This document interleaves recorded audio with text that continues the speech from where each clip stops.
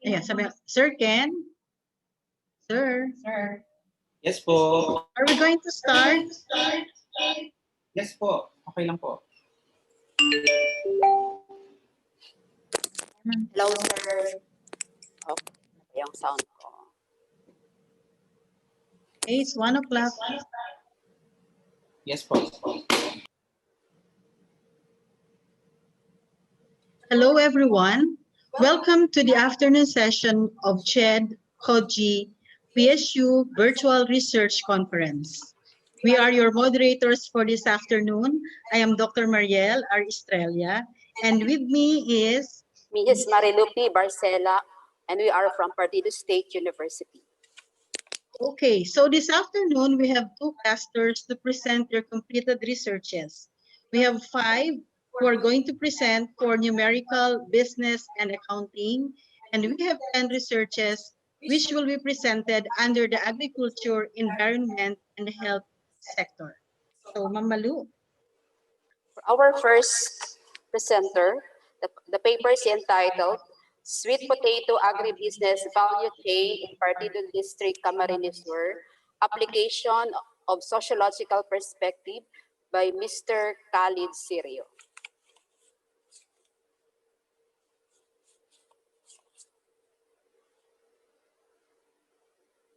Sir Ken. Hello everyone, I am Mr. Khalid Serio from Partido State University, and I am going to present my study entitled Sweet Potato Agribusiness Value Chain Application of Sociological Perspectives. So let me introduce my study. Value chain analysis has emerged as one of the underlying themes of agribusiness studies. One of the fundamental problems is the marginalization or exclusion of smallholder farmers from the economic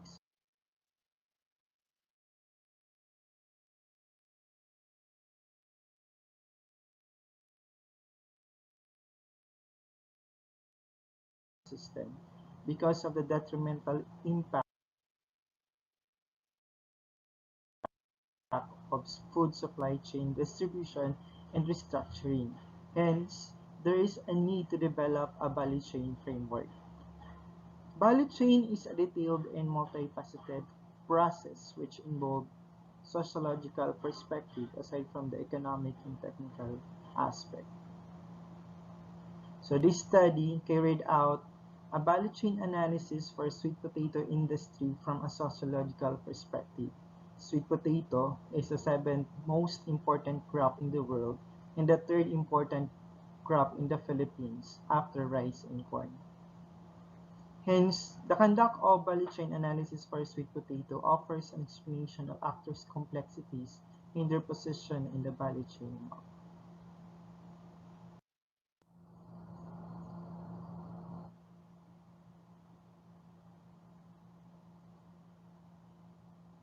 The main objective of the study is to analyze the existing value chain of sweet potato in Camarinosaur.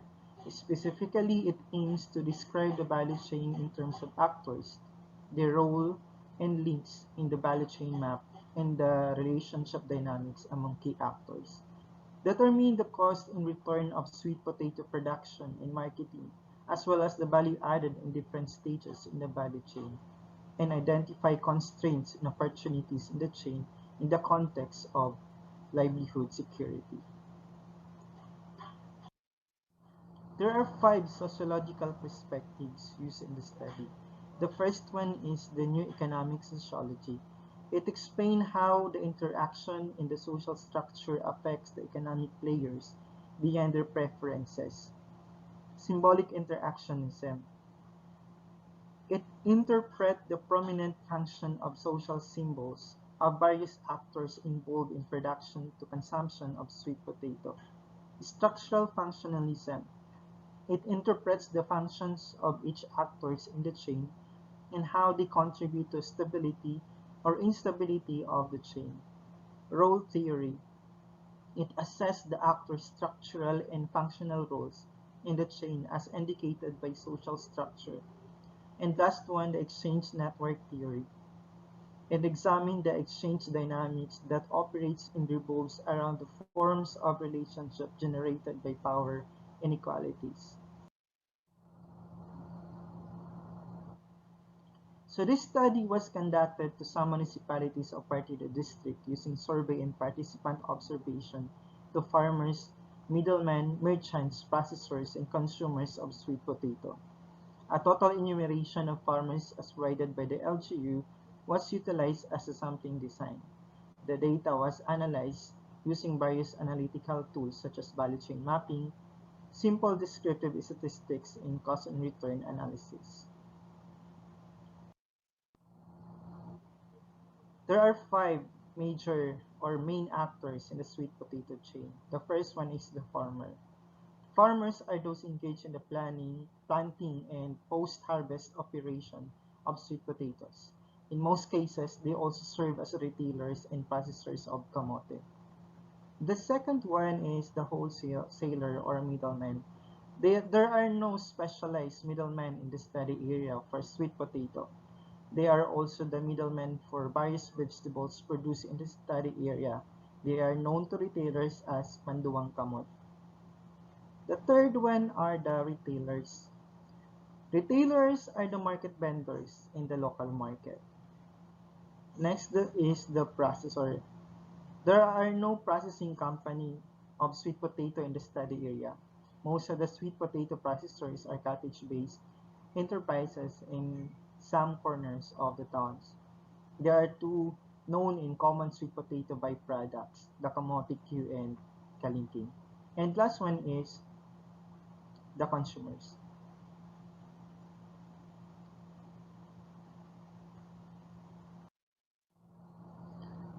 For the value chain channel, there are two identified primary and secondary channels in the value chain. The first is the direct trade between the farmers and the end consumer, and the second primary routine transaction is the presence of retailers. For the secondary routine transaction, wholesalers and processors are then involved.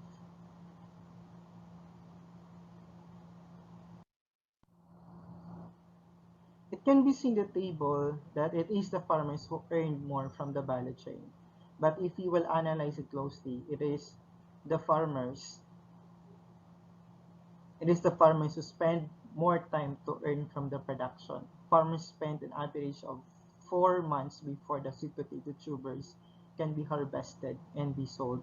Thus, farmers earn an average sale of 13,384 pesos and an average sale income of 10,423 per season. So if we will convert it per day, that is 113 peso per day sale and 89 peso per day net income. The figure shows that the farmers earn a sale of 15 to 30 pesos per kilo depending on the type of channel.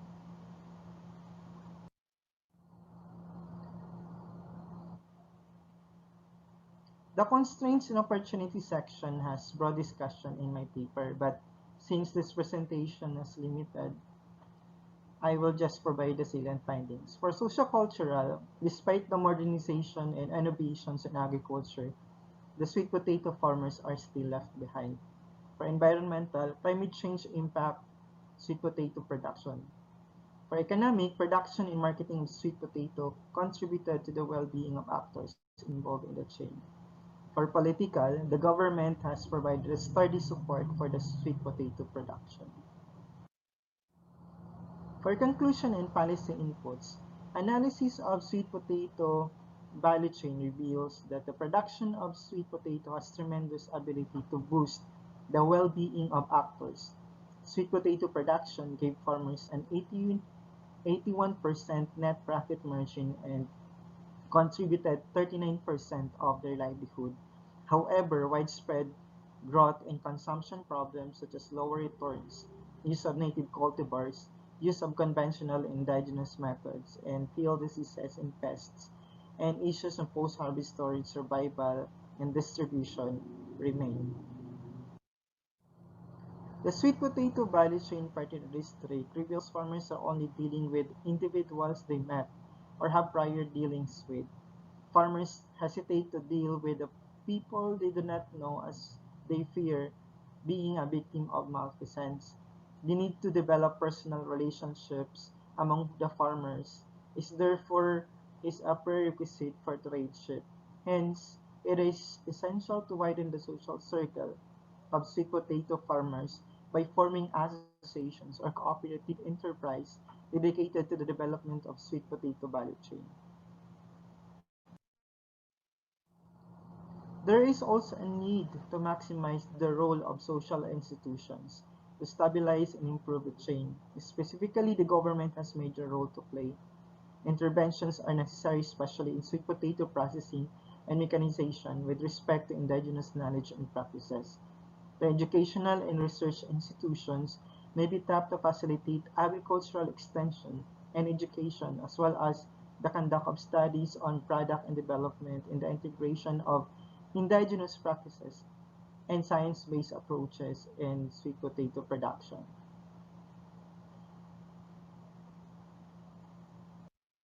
Moreover, there is a growing competition because of the penetration of global economy to the local market.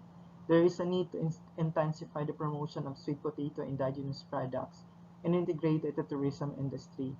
More varieties may be introduced to farmers to accommodate higher commercial potential of the cultivars.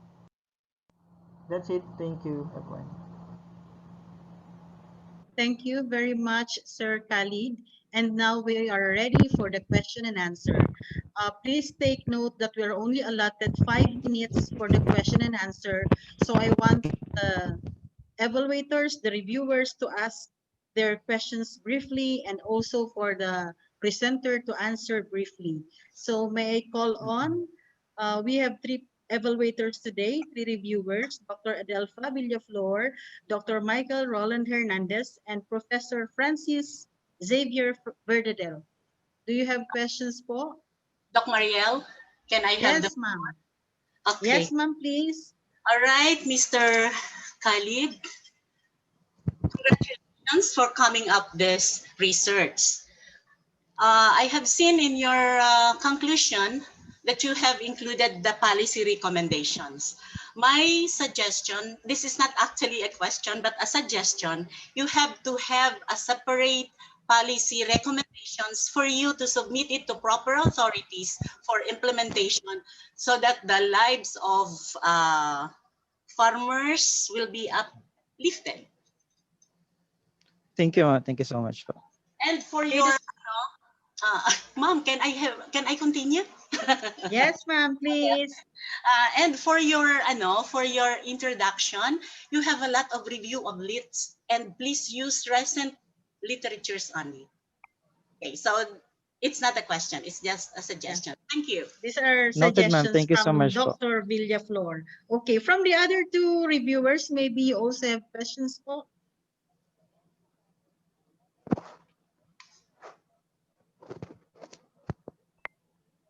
Questions, sir? If there are none, we are open to the participants. If you have questions, you can even write it down in the chat box. So we'll just capture it for the presenter. Mariel, we have also Professor Ronel Joneda Sr. as reviewer. Sir Juneda, you are here po. You have a question?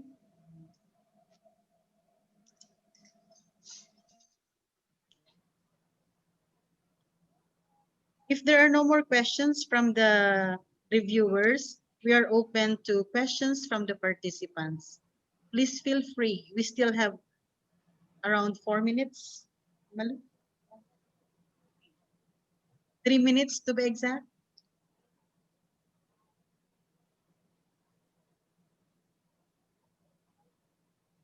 The report, the paper of Sir Khalid must be very clear, such that there's no question anymore, Ma'am Malu. So maybe we can proceed to the next.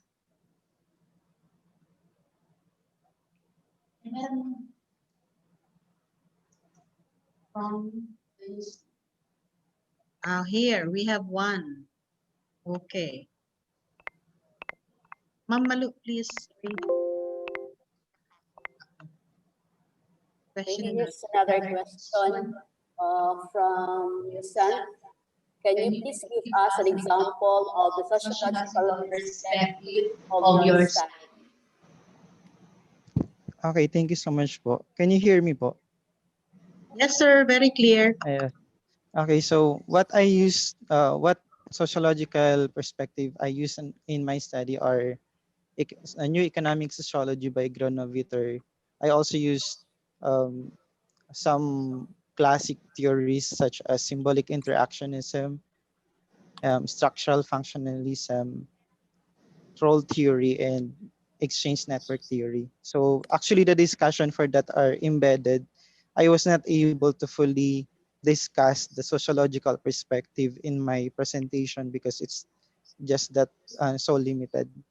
But if you're going to read my whole paper, most of the discussion for sociological perspectives are within the problems or the opportunities and constraints of the value chain.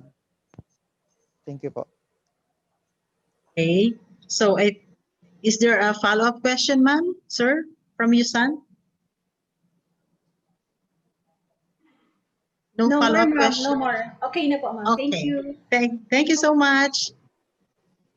So if there are no more questions, we can move on to the next presenter this afternoon.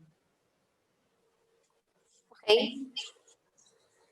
For our next paper, titled The Management Practices of LGU-operated abattoir in the Biakle region, to be presented to us by Ms. Maria Joy Iglesia Ichan.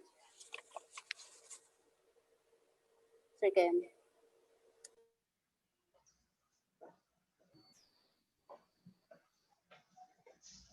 A pleasant day to everyone. I am Maria Joy Iglesia Ilian, and I would like to present my study entitled The Management Practices of LGU-Operated Abattoir in the Biakle region. This is actually descriptive documentary research with the purpose to evaluate the management practices along human resource management, financial, marketing, and operation management. It would like also to identify the level of implementation on management practices based on RA 9296, Executive Order 137, Local Ordinances, PAES 2004-11 version, and would like to identify the gap between the management practices and the standard as as areas for intervention, and also to formulate recommendation based from the findings. The study considered the theoretical contribution of William Edwards Deming on continuous improvement, the Plan Do Study Act, which is applied to 161 abattoir operators as the key respondents of the study in the 7 LGU operated abattoir in Iriga, Ligao, Legazpi, Masbate, Naga, Sorsogon, and in Tabaco City. Using a structured survey questionnaire, actual documentation, interview, and observation with checklists, the following findings were derived. That the abattoir management practices in the Biakle region has an overall satisfactory rating based on the Likert and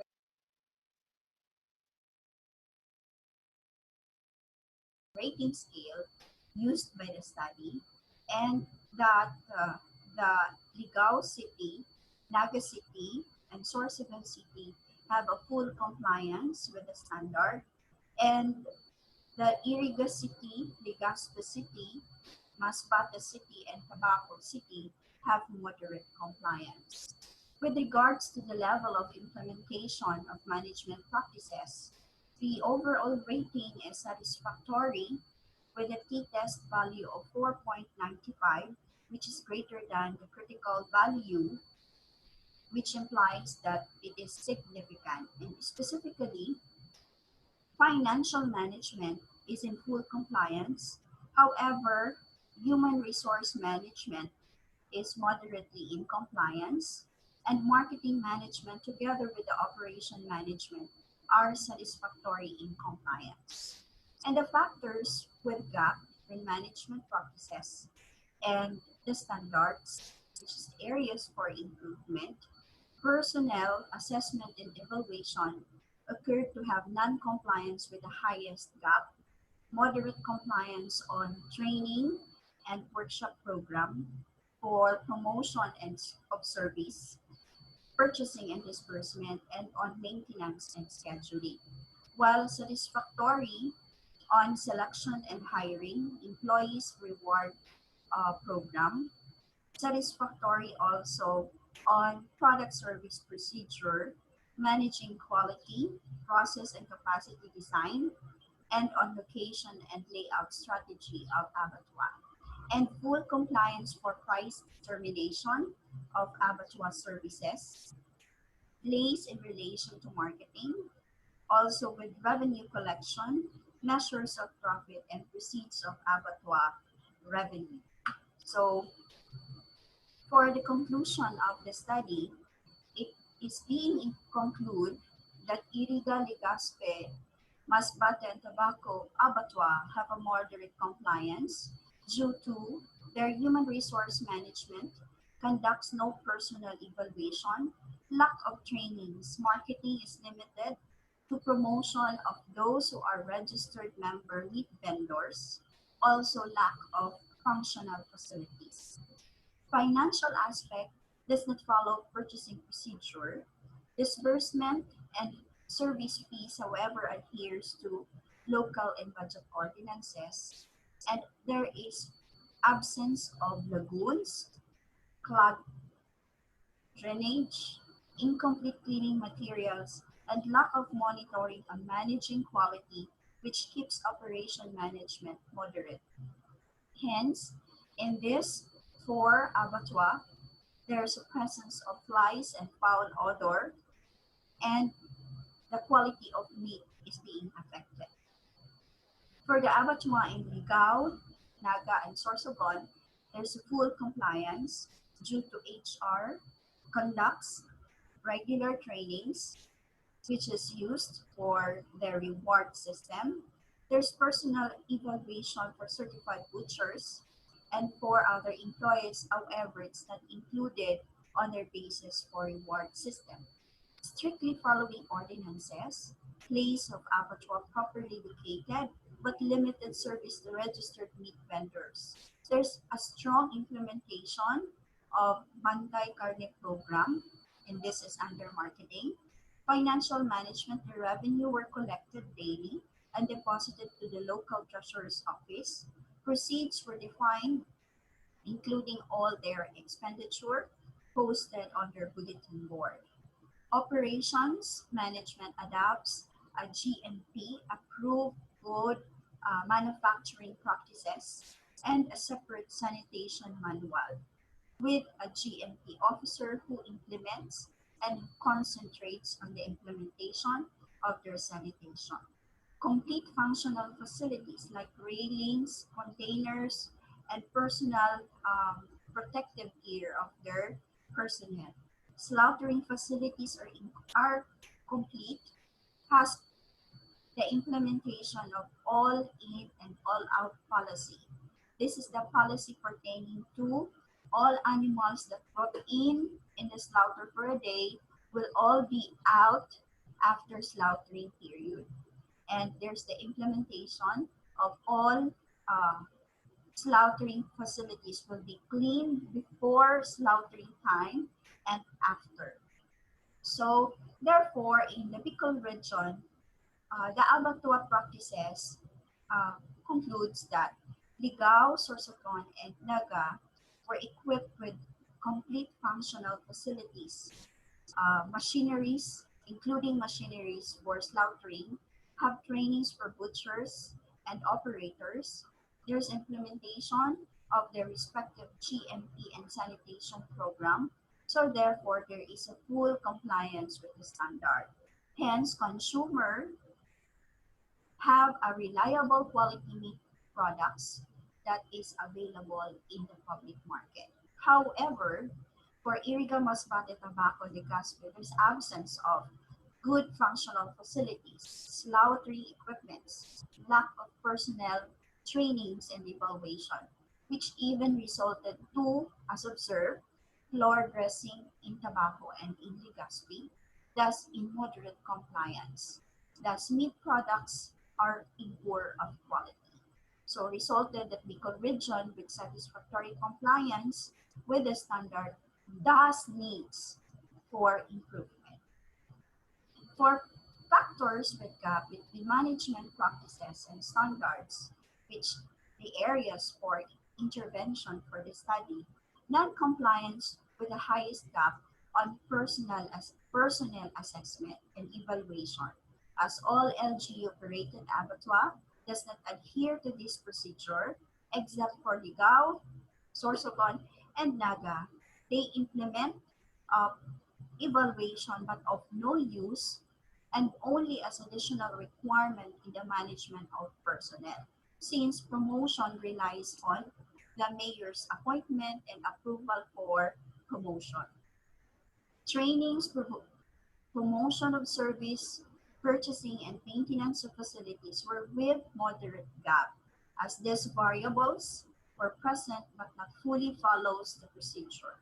Satisfactory gap on hiring and selection, employees reward, product service procedure, managing quality, and on process with design and on location of abattoir, as the operation of 7 LGU have however needs improvement on each procedure and need to be on their system of operation. Full compliance and no gap for prices, service fees, and collection, because these are based on the local approved ordinances. Place were okay based on the PAES version requirement. Each proceeds on the collection, the revenue collection were automatically remitted and strictly implementing the local ordinances on abattoir operation following the EO 137 and RA 9296.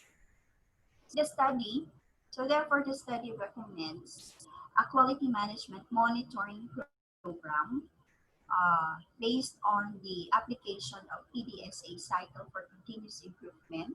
The purpose of the monitoring program is to continue identify the areas for improvement in human resource department, marketing group, financial group, and operations department. So that's my study, and I would like to leave with a quote.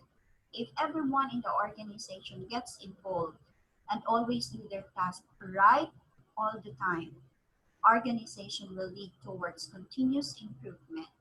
This will result in compliance with the standard. Hence, there would be safe and quality meat available for its consumers. So thank you and have a good day. Thank you very much, Ma'am MJ. And now we're going to have the question and answer. So again, we would like to ask those reviewers who have questions or suggestions for Ma'am MJ.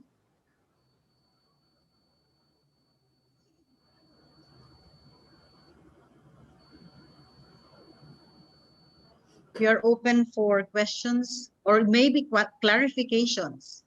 Doc Mariel? Yes, ma'am. Okay. Yes, ma'am. Please ask po. Ma'am Joy, it's good that you have evaluated the abattoir in the Bickle region, and you have said that those that are compliant are Ligao, Sorsogon, and Naga abattoir. So that's good that we have it in our place. What about the rest? How will your study help in the compliance of this abattoir so that we will be having a safe meat in the market? Yes po, hello? Yes, ma'am. You're loud and clear. Yes, good afternoon po all. Good afternoon to the panelists. My study resulted that for abattoir, which are Iriga City, Tabaco City, Masbate City, and Legazpi City would result to partial compliance with the standards here and should be followed in the operation of slaughterhouses. And the recommendation of my study is an integrated management quality monitoring program for human resource department, marketing, and financial and operation that is actually under a work instruction which recommended to be for implementation. And actually, ma'am, a copy of my study with that form monitoring program for quality management of abattoir was endorsed to the National Meat Inspection Region Office for their review for implementation, so that those abattoir which are in partial compliance can 3.3, ma'am. yes po, can improve their management practices, especially, ma'am, on areas which they are low or in partial compliance. Okay, thank you. Thank you, ma'am, Adele. So other questions po from the reviewers? Good afternoon. I have a question. Yes, sir. Please go ahead. Good afternoon. Ma'am MJ, thank you very much for your presentation. Your research is really important and timely. I would just like to ask for further clarification on how you conducted your study, particularly on selection of respondents for the questionnaires. No, halimbawa per abattoir, LG operated abattoir, doon sa management, how many and who did you select? No, ano po yung decision? How did you select your respondents? Thank you. Sir Francis, Thank you, Sir Xavier. hello? Yes po. Yes, sir. And Part of the methodology of the study, sir, I was able to identify key respondents of my study, which are 161 to all seven LGU operated abattoirs. These people are the one who have direct supervision with the operation. They are the veterinary, the officer, the veterinary officer, the doctor, the one in charge for the slaughtering, the butchers, the cleaners, the one who handles the sanitation in the operation and administration of the abattoir, sir. So Thank you so much, Ma'am MJ. Thank you so much. It's already time. So for your presentation, we already had over 3 minutes for the question and answer. So we go to the next presenter. Okay, the next paper, is titled Street Vendors, Livelihood, Vulnerability to Typhoons in Nagas City, Philippines, to be presented to us by Ms. Hanelin Hidalgo. Again. Street selling is a common sight in the Philippines. In fact, half of the businesses around the world are operating in an unregistered status. Informal businesses, such as the street vendors, work under a shadow economy without following the legal frameworks and requirements to register with the government. While it continues to thrive in many parts of the world and has supported a wide diverse group of people to contribute to poverty reduction, it is often neglected and left out of policy making. This motivated me to explore their livelihood vulnerability. My paper is about the street vendors' livelihood vulnerability to typhoons in Nagas City. Out of the 41 million employed population in the Philippines, 33 million are in the informal sector. This sector accounts for 43% of the GDP. Hence, I was not surprised to learn that 46% of the businesses operating in Nagas City belong to the informal sector. Under the entire informal business sector, the street food is considered the most vulnerable enterprise. The very nature of the informal sector makes their poverty level high. Because they have little or no access to social protection, they are highly vulnerable to the negative effects of a crisis or shock, such as those caused by typhoons, especially those who are highly dependent on farm products. And while there are various frameworks in assessing vulnerability to climate impacts, there is no vulnerability model that fits all. So I had to make one. In general, this paper sought to assess the vulnerability of the street vendors' livelihood in Naga City by developing a framework suitable to an informal business like street vendors, measuring the level of Naga City vendors' vulnerability, and determining the causes of their livelihood vulnerability. The study involved 100 randomly selected street vendors surrounding the areas of city plazas and public market, where most of the business establishments were located. This sample was computed using maximum variability at P is equal to zero point 0.5, margin of error at 10%, and z-value with a confidence level of 95%.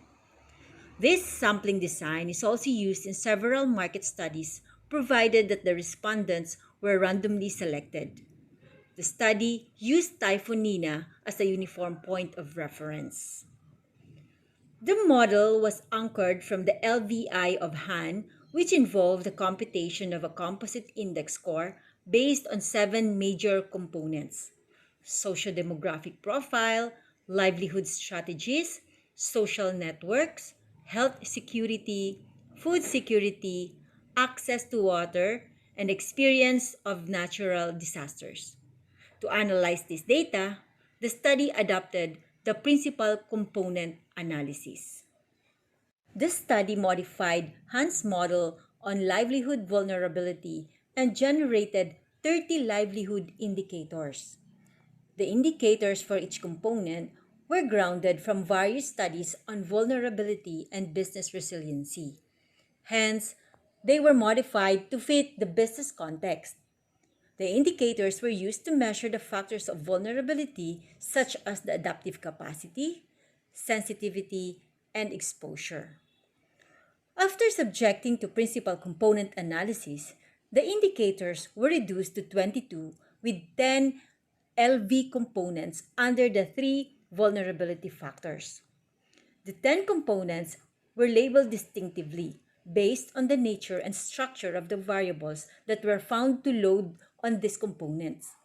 In this study, a variable is said to load on a given component if the variable loading was 0.50 or higher. This study used this PCA-generated model to measure the LVI of the street vendors. The calculation of the Livelihood Vulnerability Index was made possible through the SPSS PCA Component Scores Matrix. The PCA generates a component scores matrix separately for adaptive capacity, sensitivity, and exposure. The level of exposure generated the highest index among the 3 elements of vulnerability. It is measured by 3 components: physical damages, business losses, and shelter type. Using the IPCC formula, where livelihood vulnerability is computed by exposure minus the adaptive capacity multiplied by sensitivity, it resulted to 0.051 composite index, meaning the livelihood vulnerability of the street vendors in Naga City is described as moderate. Among the 3 elements of vulnerability, exposure acquired the highest index, while adaptive capacity obtained the lowest value. This means that the street food businesses possess a high adaptive capacity, but the condition of being exposed to typhoon is high. Concurrently, the extent of sensitivity is at a moderate level. In general, street vendors has a moderate level of livelihood vulnerability to typhoons. Even if the level of exposure is high, the adaptation outcomes played a vital role in reducing the amount of vulnerability. A total of 22 variables were used to measure the overall livelihood vulnerability of the street vendors in Nagas City that were distributed among the 10 components. It appears that the critical sources of vulnerability of the informal food businesses are mostly from sensitivity and exposure, such as the business risk management, as measured by business discontinuity when they are sick, business losses during typhoon, and poor housing facility, which are often affected during typhoons. No component was found to highly contribute to low adaptive capacity. Their adaptability explains why they have stayed in the business for an average of 11 years, despite the infrastructural and climatic challenges. Business networks generate the lowest index score among the components. It implies that the strength of the sector can be perceived from their social ties as manifested by their daily interactions and direct connections with their business stakeholders. The sales generated from regular buyers is a result of a beneficial business relationships with buyers. The LVI achieved its purpose of assessing by developing a model that can be used to measure the street vendors. The distinct part about the components is the integration of an entrepreneurial context indicative of business continuity. This study revealed some strength in the adaptive capacity of the street vendors, but its sustainability is hampered by the livelihood components that are associated with sensitivity and exposure. This explains why most of them have not graduated from being a survivalist enterprise to a growth-oriented one. The growing number of informal businesses, as manifested by the city's lack of space, is also an indication that the city has not fully integrated the informal business sector in its development plan. Just a few takeaways. Firstly, the sources of the street vendors' livelihood vulnerability are attributed to lack of vision and weak financial literacy. They may have higher daily income than the formal businesses, but they lack the entrepreneurial mindset to expand their business. A fishbowl vendor, for example, has an average daily income of 4,000 pesos, a figure that is higher than a government employee's daily wage, but they find it difficult to save and invest. Secondly, typhoons occur every year, but only few street vendors integrate risk management strategies in their livelihood. Great expectations should be accompanied with an equal amount of preparation. Maraming salamat. Thank you for your attention. Thank you very much, Ma'am Hanilin. So again, we are ready for the question and answer.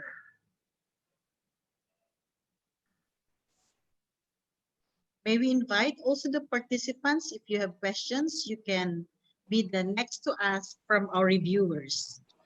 But first, let me give floor to the reviewers. Hello, ma'am. Yes, sir. Please go ahead. Good afternoon. This is Ronel from BU. Yes, sir. Congratulations to the author.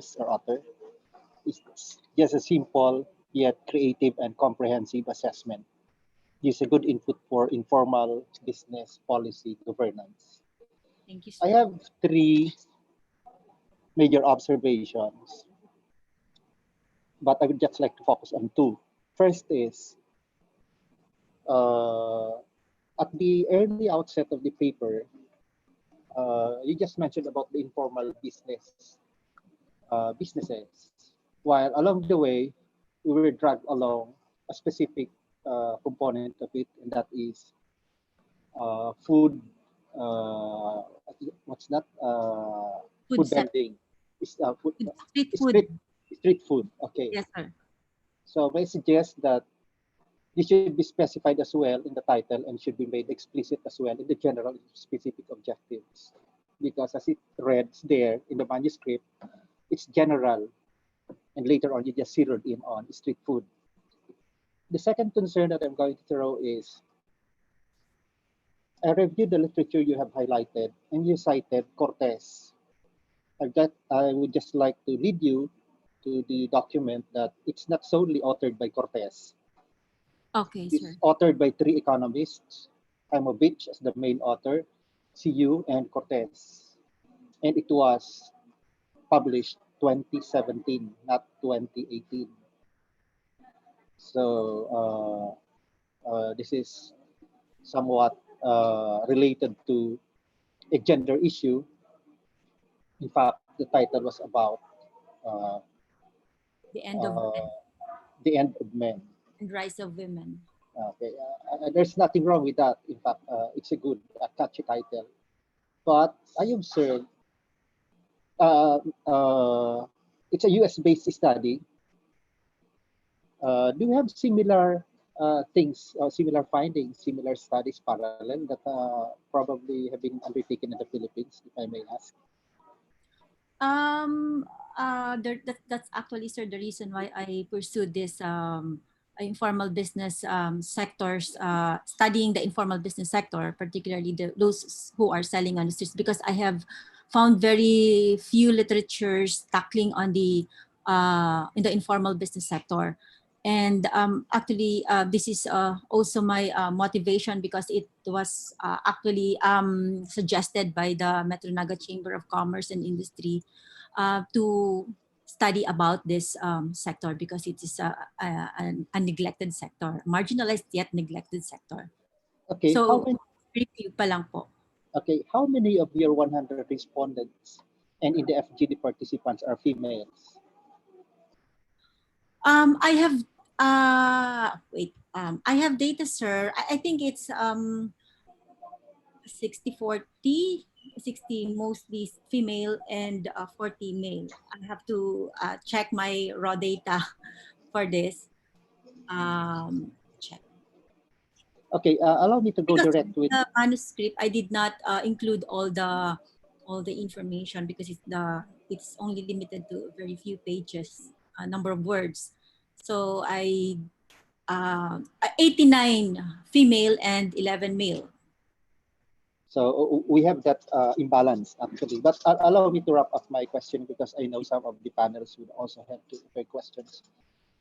May recommend, Mom, that you need to reconcile some conflicting interpretations of the yielded indices, specifically as well on the statement of no need of financial assistance versus the financial stress due to high interest loans.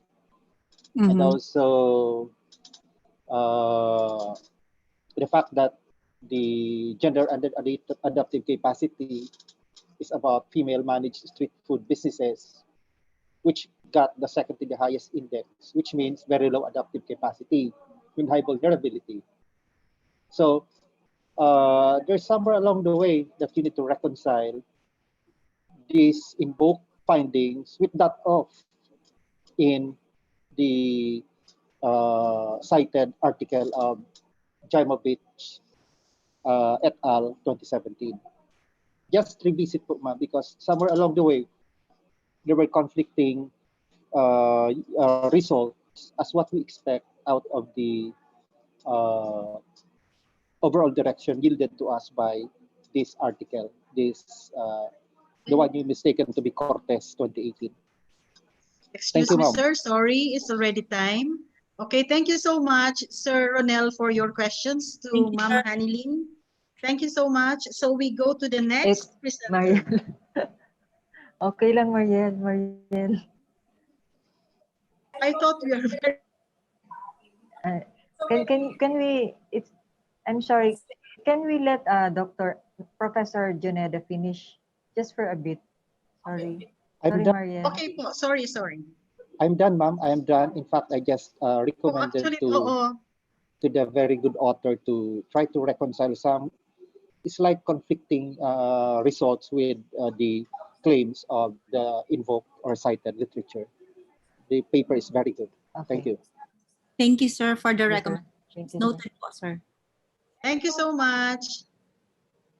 Okay, for our next paper, Development of Electronic Business Permit and Licensing System. With us is Mr. Joseph Jesse Onyate, the presenter.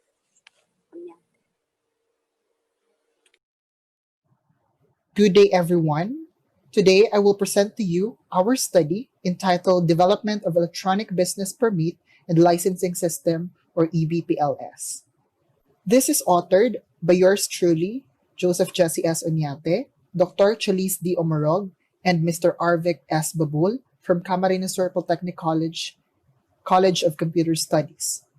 This study is funded by the Department of Science and Technology, Philippine Council for Energy and Emerging Technology Research and Development.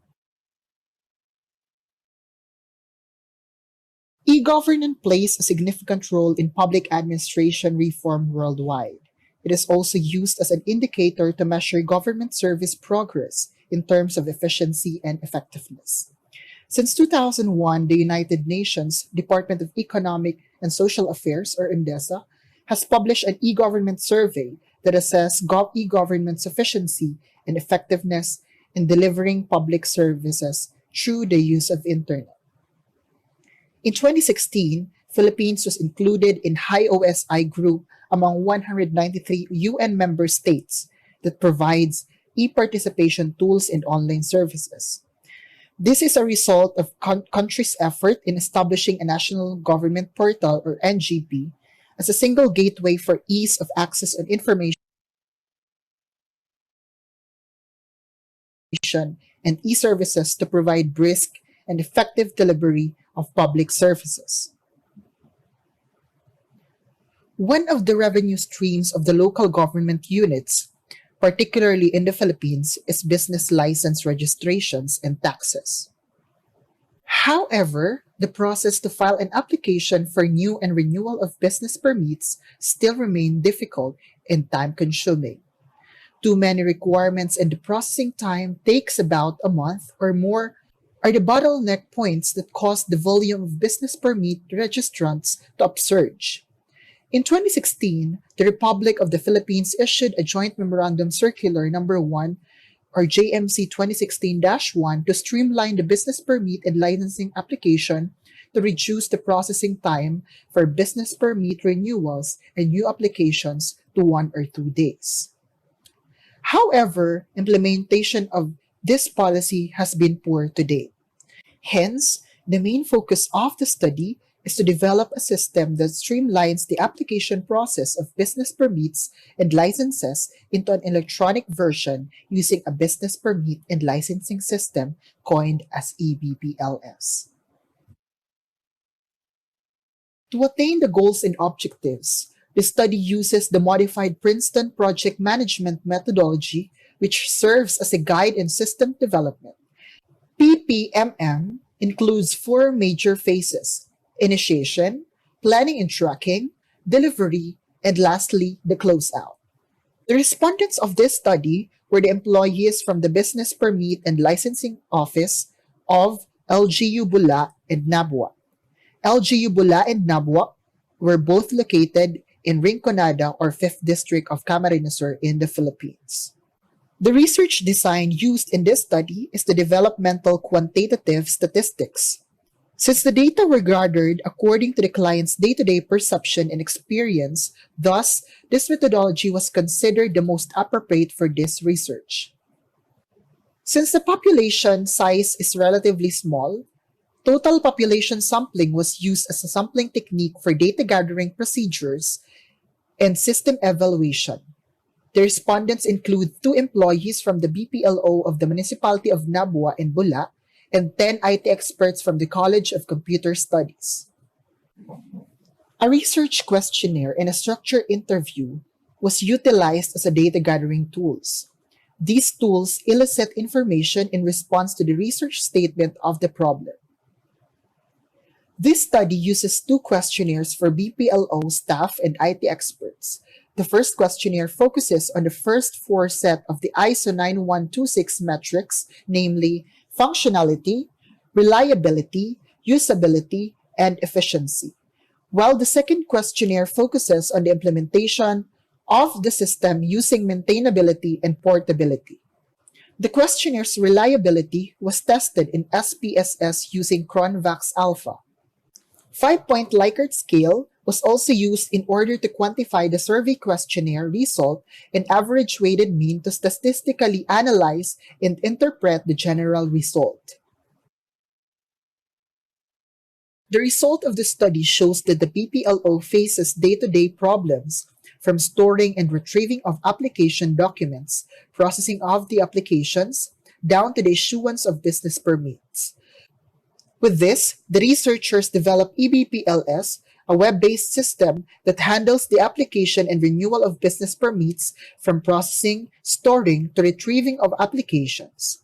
eBPLS sought to streamline and systematize the business permit and licensing process of the LGU. In order to evaluate the system's quality, the researchers initiated a survey to the end user and IT experts. The system was evaluated based on ISO 9126 software quality metrics in terms of functionality, reliability, usability, efficiency, maintainability, and portability. Based on the findings, majority of the respondents accepted that the proposed system with an average weighted mean of 4.61, which suggests that eBPLS is officially recommended for implementation in the BPLOs of the LGUs. Moreover, eBPLS was able to speed up the service delivery to 1 day for both the new and renewal of business applications. The next challenge at this primordial step is to integrate the system in the cloud in order to provide more accessible services and will give more convenience to the people. However, another challenge is the security, such that the system will be available to the public and will be more vulnerable. This new challenge shall be the next step to attain the goal in providing more efficient and effective government services using e-governance. Thank you very much for listening, and that ends my presentation on the study development of business permit and licensing system. Thank you, Sir Joseph Onyate, for that report. And now we have the question and answer again. We are open for your questions, please.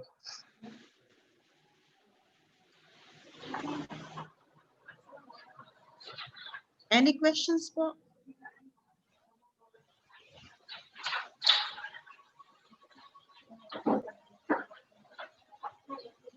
Observations or maybe clarifications? Hello, ma'am. Yes, sir. Good afternoon, Sir Ronel. Good afternoon again. Nahiya ako kasi nauna na ako kanina. Pero wala namang sumisingit. So, okay, sir. Okay lang. Kapalan ko na lang po mukha ko. I know, it's So, okay po. This is a simple inquiry to the researcher.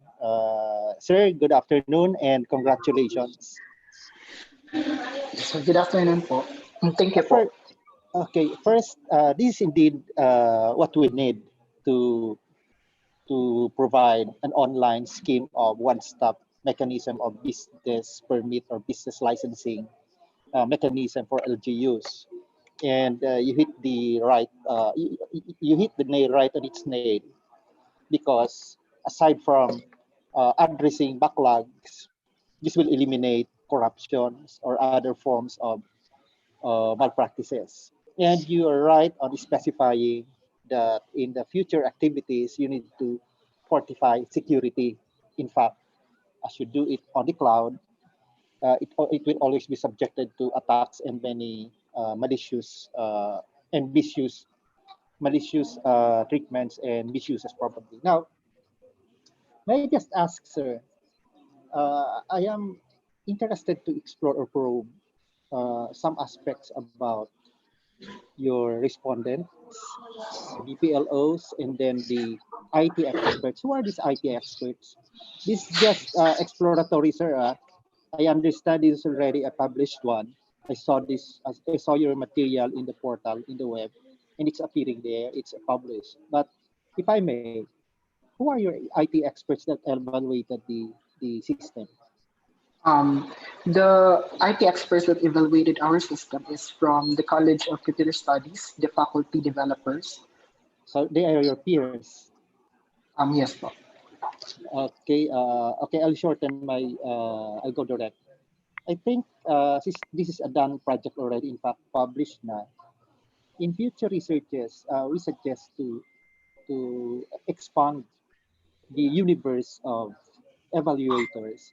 And as much as possible, we move out from those evaluators that may just probably be uh, affirmatively voting in favor of what we are going to offer, considering that they are our peers. I'm not saying that this happened to your case, but this is usually a step, a big step to get away from any biases and get away from any doubts that may cloud the overall applicability and effectivity of anything or any system.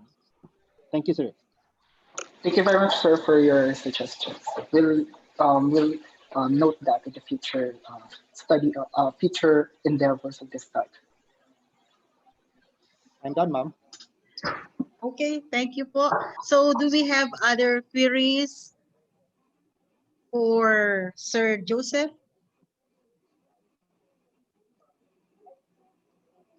Sir, we are supposed to have more time for the question and answer because he presented only for 7 minutes. So we are open for questions, more questions.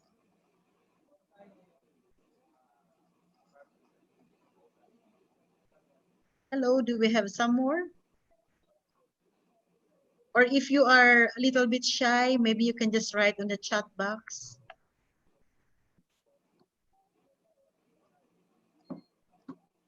No more questions? If there are no May more question po questions, okay. uh, uh, from YouTube po, by Alvin Sario X. So can EBPLS be a standard or universal tool for all BPLOs in LGUs? Are there security standard measures mentioned in the study to ensure data protection and integrity? Okay. In terms of security, we have the so-called control, login control for the system. So each of the users have its access privileges. No? But the system is currently on local servers, so um, we don't need to consider security outside the local server. So in the future study, I think we will consider that because in our recommendation and we'll try to uh, develop an extension of this system online. So maybe we can consider that the next step or the next study of our team on EBPLS. Yes. And another question, pardon po dun sa unang question, Sir Ken. Yes po. Are there security standard measures mentioned in the study to ensure data protection and integrity?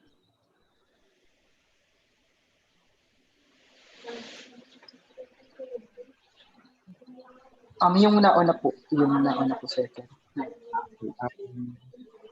Can EBPLS be a standard or universal tool? Okay. Thank you very much, Sir Ken. So EBPLS is a dynamic system. That means it can be used by different LGUs as well. So you can LGUs can set their own fees, no, different fees on the system. So pwede po siyang gamitin ng different LGUs aside from the two LGUs that have already implemented. No? So yeah. Yes, thank you so much, sir. Another last question po from you again, from Alvin. Are there methods used to ensure objective assessment of the developed system?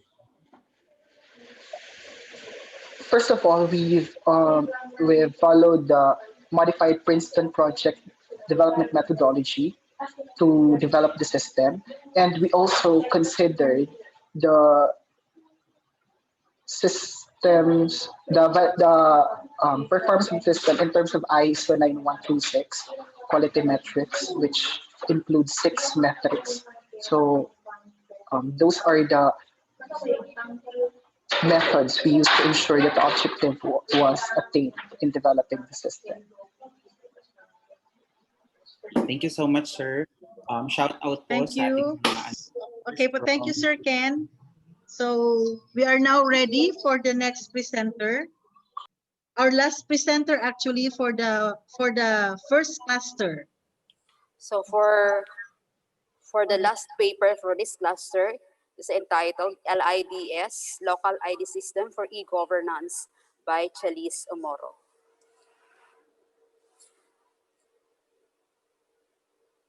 Sir Ken.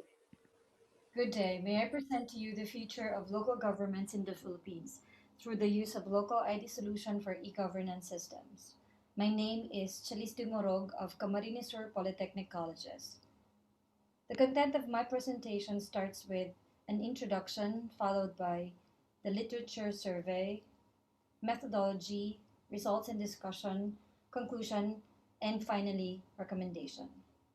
Let me start with this picture, taken during the distribution of emergency cash subsidy under the national government's Social Amelioration Program or SAP. The image is a clear violation to observe minimum health standards, especially since this was taken during the ACQ. And all this happened because of the slow distribution process of DSWD. But according to DSWD, these problems were encountered because they expected the list of beneficiaries from the LGUs, knowing that LGUs know best their constituents and profiles. However, reports of confusion among who are the actual qualified beneficiaries have surfaced. These reports are indications that our government struggled to identify citizens who are not covered by existing welfare programs. Moreover, instances of overlapping or duplicate subsidies were also reported, manifestations that the Philippines is in deep need of digital ID system. Other studies in some countries, particularly references 9 and 10, indicated that their ID system was able to help authorities to identify populations reliable and remotely. However, it was also underscored that such schemes must have access to digital infrastructure and support to interlink government gaps. Per reference 13, Philippines is working on the PhilSys or the Act of establishing the Filipino ID System. However, the program is still on pending and it is not interoperable. On the other hand, references 15 to 18 highlighted the undergoing shift of attitude towards data protection, which creates resistance amongst its citizens. At present, government services adopts e-government computer solutions that are mostly standalone. Standalone apps are programs that are executed to function independently, which imply different inconsistent database structure that makes data integration or information sharing difficult, if not impossible, due to inconsistent database infrastructure. Out of the 1,489 municipalities, only 20% ventured to e-governance. But this 20% only use standalone applications or focus to one function only of the internal administration in the LGU. This implies that the present government-related systems are not interoperable, thus the purpose of information and resource sharing is not possible. What we propose is an interoperable eGov solution because eGov systems are supposed to be a suite of applications interconnecting different offices of LGUs to make information and resource easy and possible. And for this purpose, our focus is the local ID system. The main objective is basically to design and develop an interoperable digital ID system for e-government systems. For the methodology, the study applies the Princeton Project Management Methodology, or short for PPM, from initiation up to the close-up phase to manage the software development of the leads. The PPMM software methodology consisted of 4 phases. First is the initiation phase. Here, the initiation data gathering was conducted using the initiation template to identify the scope of the project. A communication plan was also cascaded to the LGUs to clear details about the project. Second is the iterative process called technical planning and tracking phase, the one in cyclic.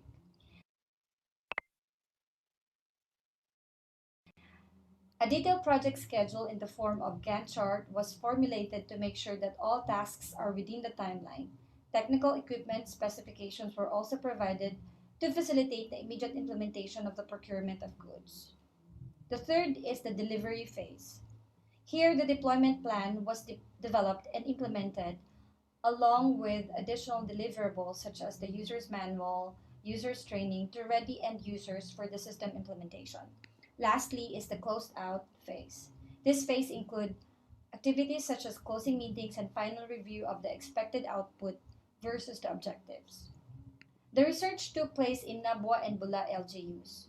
Nabwa and Bula are classified as first and second class municipalities in the province of Camarinosaur. For the research design, this study used developmental quantitative research methodologies from data collection, system development, simulation testing, until interpretation of evaluation results.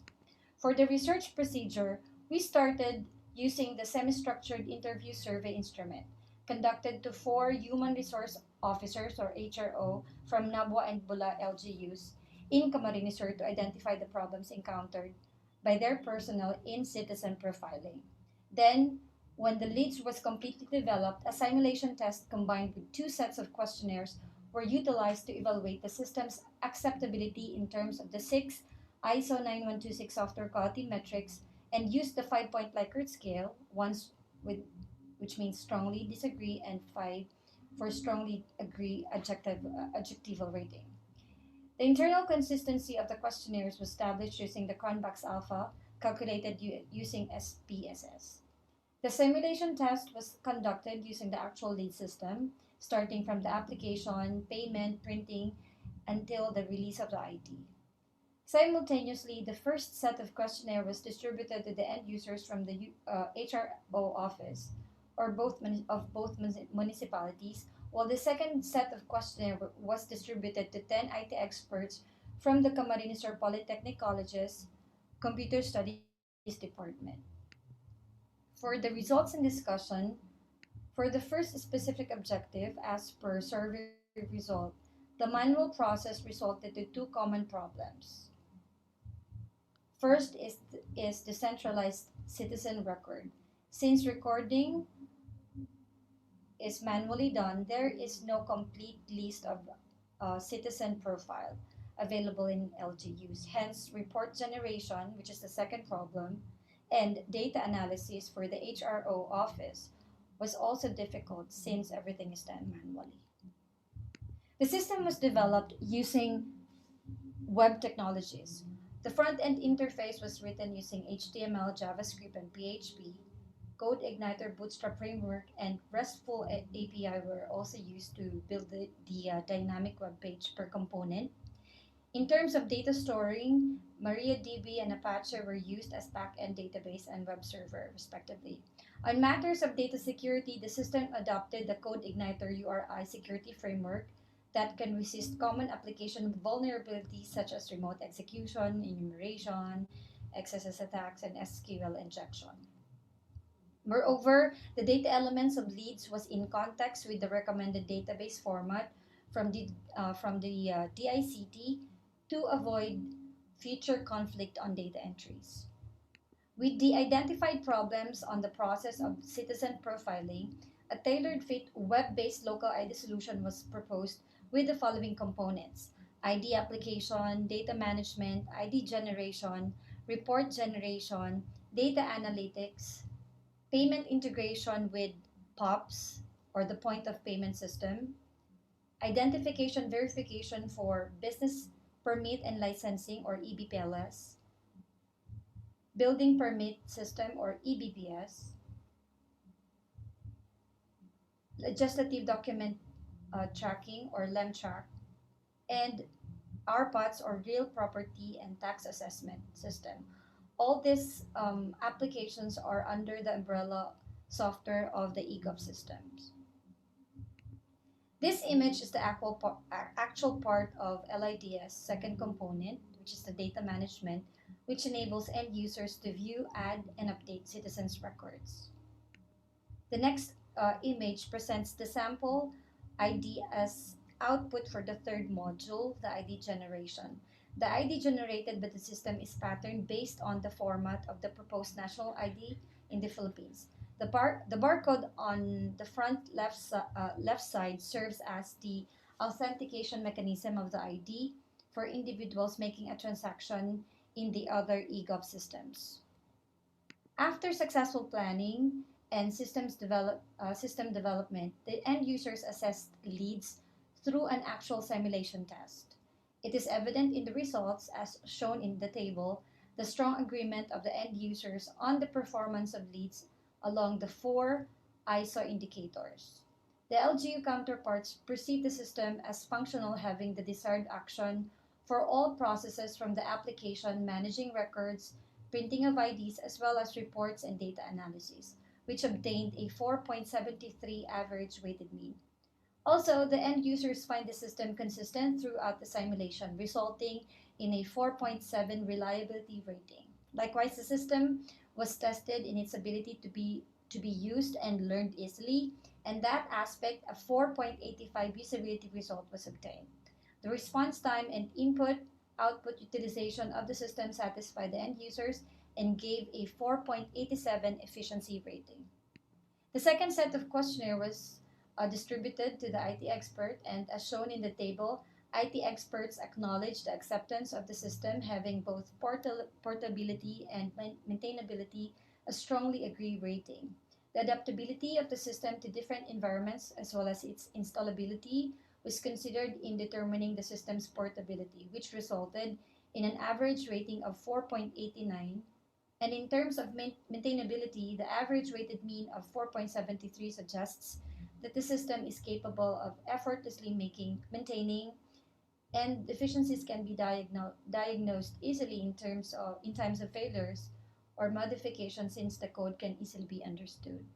Having the system evaluated by both the end users and the IT experts, LIDS or leads was generally perceived to be highly acceptable for all the software quality metrics used with an average Likert score of 4.79. The result suggests that the developed local ID system for the municipalities of Nabwa and Bula confidently attained all anticipated requirements, both in terms of implementation and development. Actual pictures during the implementation appears in this slide.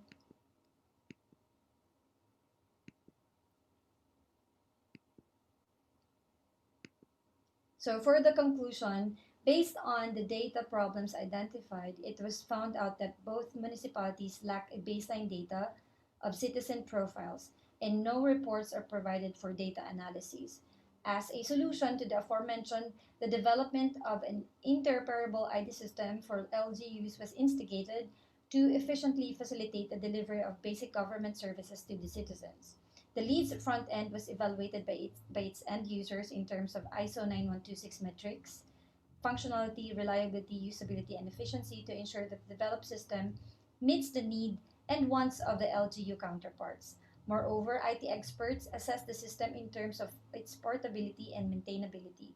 Based on results, the system is highly acceptable with an average result of 4.79 in the end user's evaluation, 4.81 acceptability rating from its IT experts, and a 4.79 overall rating.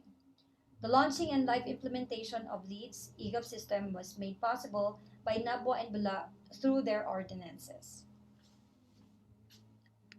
For the recommendation, it is important to note that the solution is intended for adaptation to any LGUs ready to embrace the concept of electronic government for efficiency and transparency in local public administration. However, the solution was developed based on the best perspective from the two target municipalities.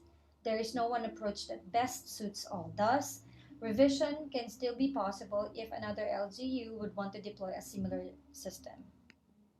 Thank you for your time. Thank you so much, Ma'am Chalice. So we are now open for a quick 1-minute question and answer.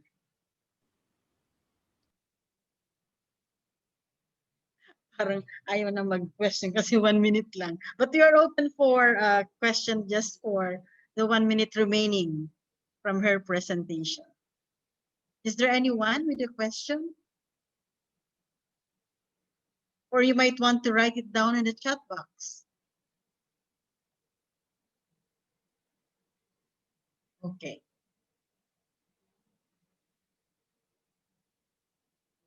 Maybe clarifications from the paper.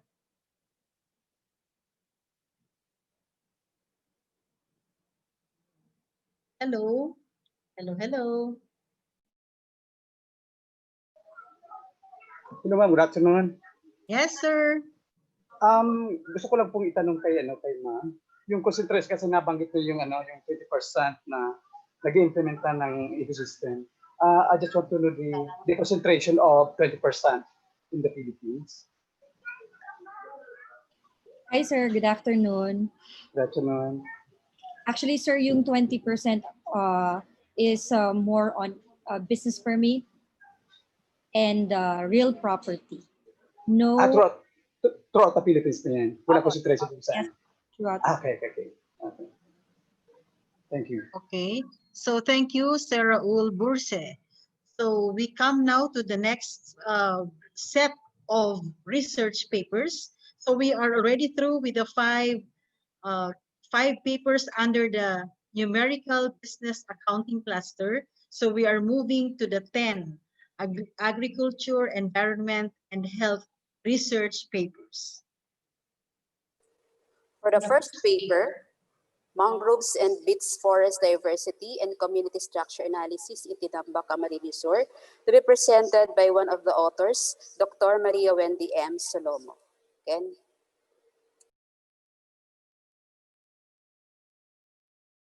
Good afternoon, everyone. I will be presenting the research entitled Mangroves and Beach Forest Diversity and Community Structure Analysis in Tinambak, Camarinosaur.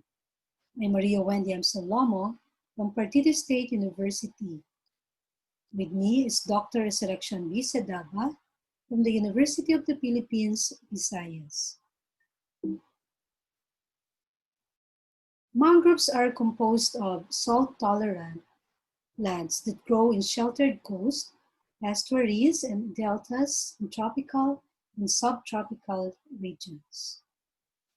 Importance: mangroves, provisioning goods and services, regulating natural processes, supporting natural processes that maintain other ecosystem services, and cultural, non-material benefit. It also plays an important role in climate regulation, an important carbon sink and source. Why are they important for climate change mitigation?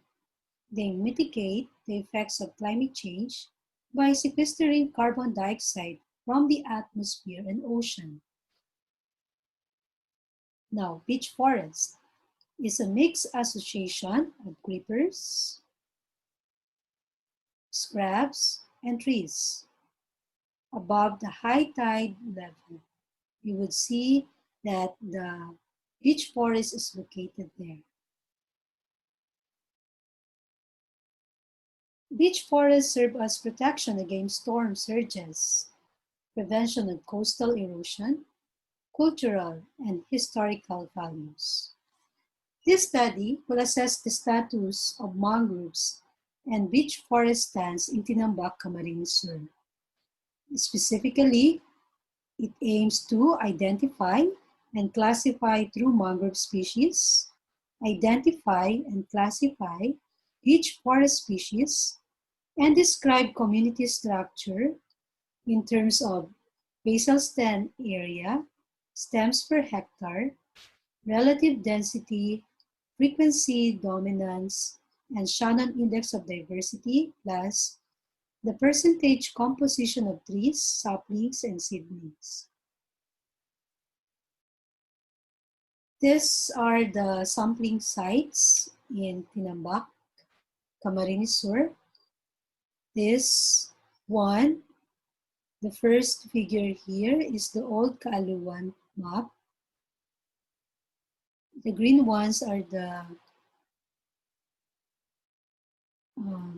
beach forest, and the yellow ones, the mangrove areas.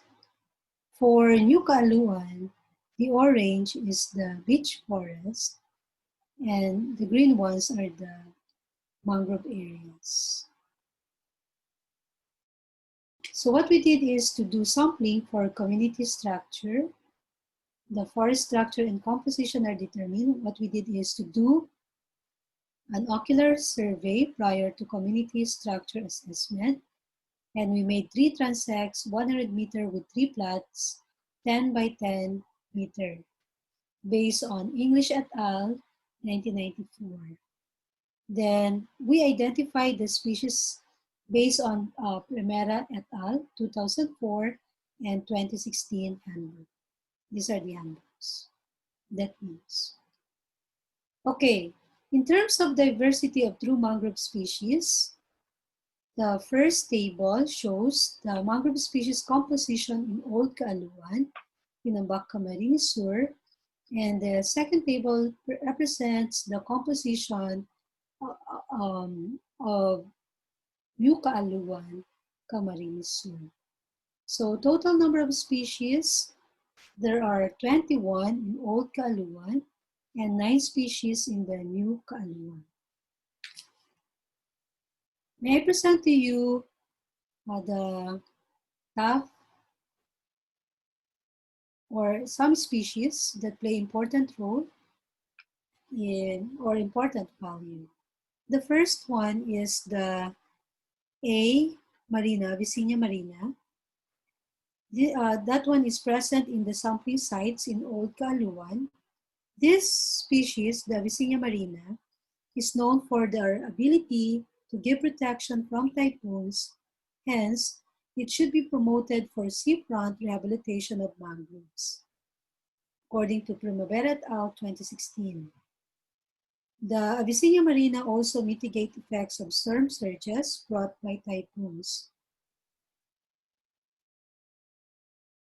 The second one is the A. floridum, an IUCN near-threatened species, but it was found in the area in the Old Kaaluan. It has a very narrow range of appropriate habitat as it requires very high salinity. Eleson et al. 2010. And the third one is the E. agalocha, Excaria agalocha, and the Rhizopora mocronata. These 2 species are found in the study site, and these 2 species contribute more in carbon sequestration, Bindu et al. 2018. It will capture and store more carbon dioxide to reduce the heat index and mitigate the effects of climate change. And we also found Rhizopora stylosa in New Kaaluan. This one is in New Kaaluan, the same thing with RM, Rhizopora mocronata. The Rhizopora stylosa found in New Kaaluan, the species are commonly favored for mangrove rehabilitation because its propagules are easy to source out and plant, even if ecologically unstable. That's according also supported by Primavera et al. 2016.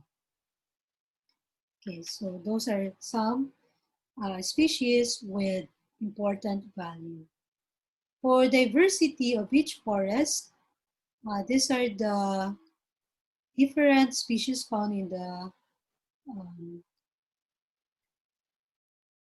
Kaaluan. Old and New Kaaliwan. There are 41 number of species in Old Kaaliwan and 32 in the New Kaaliwan. So in terms of structural characteristics, the diversity index values at the three mangrove sampling station in Old Kaaliwan, Tinambak are comparable to the diversity index values of some mangrove sampling station along Puerto Princesa Bay, Palawan Island. Dangan Galon et al. 2016. Then the soil nutrient and vegetation heredity could be determined based on the sapling, seedling density, and abundance. Wiley 1985, Palardi 2008, Shah et al. 2016. The sapling densities the study site ranges from 175 to 3,225, and seedling density ranges from 6,850 to 14,100. However, the following mangroves, namely Aerompiana, Harmocronata, Siciliana, and O. octodonta, have zero seedling density. If this species will not be propagated, time will come that these true mangroves will be gone in the area. Hence, mangrove planting is highly encouraged. So for the conclusion, mangroves and beach forests could mitigate the effects of climate change and increase coastal resilience. There are 21 true mangrove species from 9 families found in Old Kaaliwan, while there are 9 true mangroves from 6 families in New Kaaliwan, Tinambak, Camarinosaur. A total of 45 beach forest species belonging to 27 families were identified in Old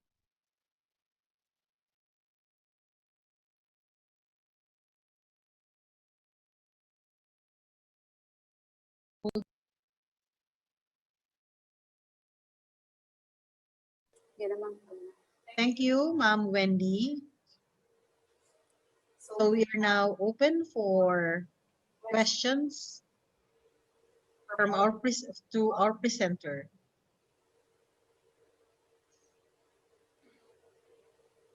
Questions, please.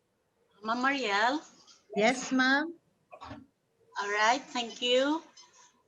Ma'am Wendy,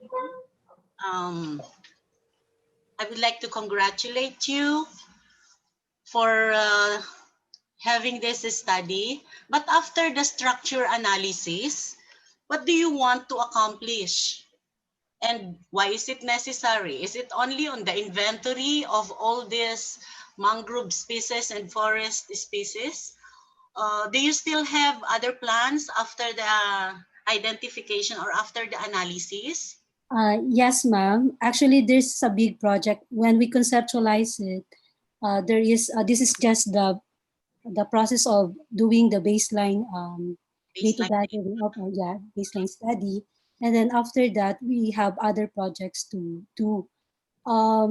Last March, March 2020, we're supposed to have to meet the officer of the LGU Tinambak to first present the result. But very unfortunate because of the pandemic, we didn't push through with the plan anymore. But there was already actually plan, and then Dr. Sadaba was here March 2020. We're supposed to meet, but the Malacanang announced that there would be a lockdown, so he was in a hurry to go back to Iloilo. So we did not see each other anymore. I'm also scared to meet him. But there are really plans po, ma'am. Actually, yung next po dapat yung carbon sequestration na po. This actually po a pilot study of a bigger project. This is still in progress actually. We need to push through with other plans. Kaya lang po, we don't know when to continue po the study. Okay, so you terminated part 1 of the study already on the structure analysis, after which there will be other studies coming up. Is that right? Yes po. All right. Can you tell us what are those plans? Actually po yung scope dito is the entire Partido area. interpartido po. And then there would be study leaders per municipality po. And then after that, after we, if ever we could conduct it, the next plan, our next plan is to do really to analyze yung carbon sequestration po of the different mangroves. Tapos yung beach forest po, we talk about it, yung especially in Kaaluan, we will make it as rehabilitation area, considering po yung structure ng mga beach forest species po. All right. So there's still a long way to go before we can have the complete study on this. But of course, natapos mo ito. But I haven't seen the entire manuscript for this specific We're still improving. We submitted the tentative paper, but we're still this is still work in progress. We need to really deepen and improve completed data to really produce, hopefully po, a publishable manuscript po in the future. All right. Thank you. Thank you so much, Dr. Villaflor. So we have one more question from the chat box from Sir Michael. We have two questions actually from Sir Michael Roland Hernandez and Sir Ronel Diones. From Sir Hernandez, the question is, hello, Dr. Wendy, why did you study the mangroves? One of the environmental challenges that we're facing is climate change. And you know that the main culprit of climate change is carbon dioxide. So we know that one of the characteristics of mangrove is that it sequester or absorb carbon dioxide. So we want to focus the study on mangroves and considering also the other environmental challenges that we're facing like tsunami, storm surges, mangroves also, and beach forests would really help us to minimize the effect of these natural calamities. So that's the reason why we studied and we will continue to study, hopefully, this species. For Sir, okay po. Thank you so much, Ma'am Wendy. So from Sir Ronel Juneda, he has two recommendations. So I'll just pass this on to you because it's already 5 minutes. So thank you so much, Sir Ronel and Ma'am Wendy, and all those who asked questions today. So are we ready for the next, Mamalu? Okay, for our next paper, population parameters of squamous venous clam, Anomalocardius squamosal in Natunawan Cove, Tabaco City. We have Mr. Raul Borse, one of the authors for the presentation.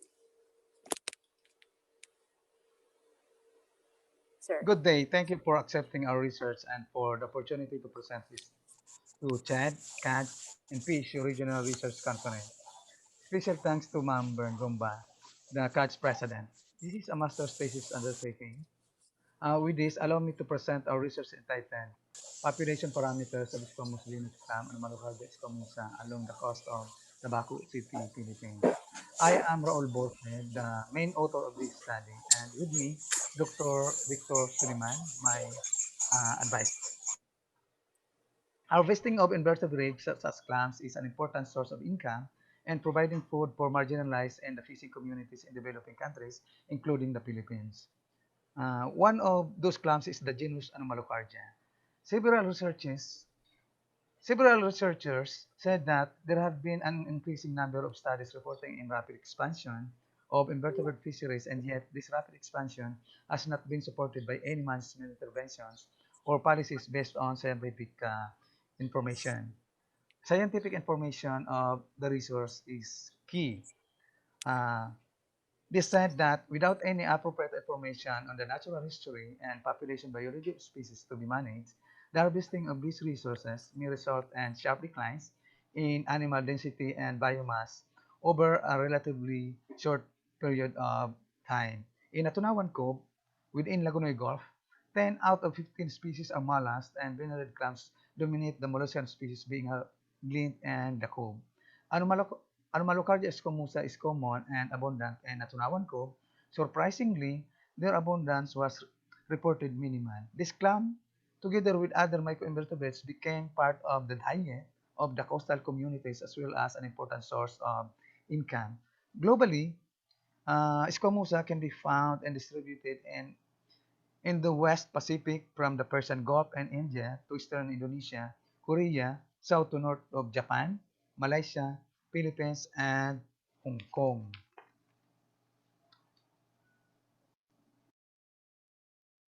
This study generally aims to assess information on the stock of Escomosa in Natunawan Cove, Tabaco City, to contribute to the biological aspect in conserving and managing the population of these species.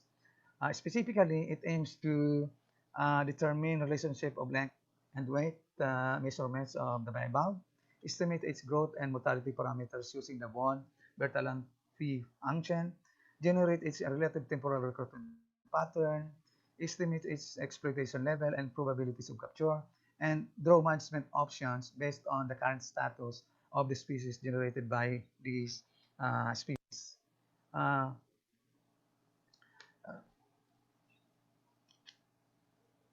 The study was conducted in Natunawan Cove. Natunawan Cove is located northwest of Malinao and southwest of Tabaco City of Lagonoy Gulf. The study site is sandy and muddy in character, 79% mud plants, and about 21% mangrove swamp, ideal place for gleaning. Different species of mollusks are harvested regularly in the site, and uh, gleaning is popular in the area, being considered as source of livelihood by the residents and people from other places gathering mollusks and other valuable resources. Here are the uh, sampling procedures employed in this research. Uh, Samples were taken from the gleaners and the study site. 300 individuals per month were measured its cell length and width using digital caliper with 0.01 millimeter accuracy, using digital caliper. A total of 3,600 individuals were sampled for 1 year, and the length measurement was used to generate frequency distribution of the animals, and 300 samples were recorded for length-weight relationship analysis. To estimate length-weight relationship, 300 specimens were recorded and subjected for analysis, and relationship between the length and weight, generally expressed by this equation, wherein W is the weight of an individual clam, A is the intercept of an ordinary linear regression, L is the shell length of an individual clam, B is the slope of ordinary linear regression, and the regression value of B is equal to 3, describe isometric growth, that is, the animal is growing without change in shape or specific gravity. When B value is characteristically greater or less than 3, it describes allometric growth pattern, according to Ricker, 1970. To estimate population parameters of the species, we use Elephant-1 program to determine growth parameters L infinity in T from length frequency data. The equation is shown here, wherein L sub T is the length at a given time, the L infinity the asymptotic length, T the growth constant of the species or the coefficient of catabolism, E based on the Napierian logarithm, and P sub O is the initial condition parameter. The estimate of L infinity in K was used to calculate the growth performance index of the species. To estimate mortality parameters, the loss of individual population can be estimated in the terms of percentage of individuals that survive, or the survival rate, over a particular time period, or the percentage that survive, that die, or mortality rate. The instantaneous rate of mortality was estimated by means of the length of British gas curve in the Elephant-1 program. The total mortality rate is the sum of the instantaneous rate of fishing mortality caused by the fishing operation or harvesting of humans, and the instantaneous rate of natural mortality, which includes deaths due to all other factors such as predation, diseases, pollution, and natural phenomena. The estimated key value was used to estimate natural mortality because growth parameters key has been shown to be closely linked with longevity of the animals and therefore with the natural mortality. The exploitation rate of the animal was estimated from fishing divided by natural mortality. For the estimation of growth parameter recruitment pattern, the estimated growth parameters were used to generate recruitment pattern by projecting the length frequency data backwards on the time axis. At normal separation or NORMSEP program in FISAT by Pauli and Caddy 1985 determined the normal distribution pattern of the stack.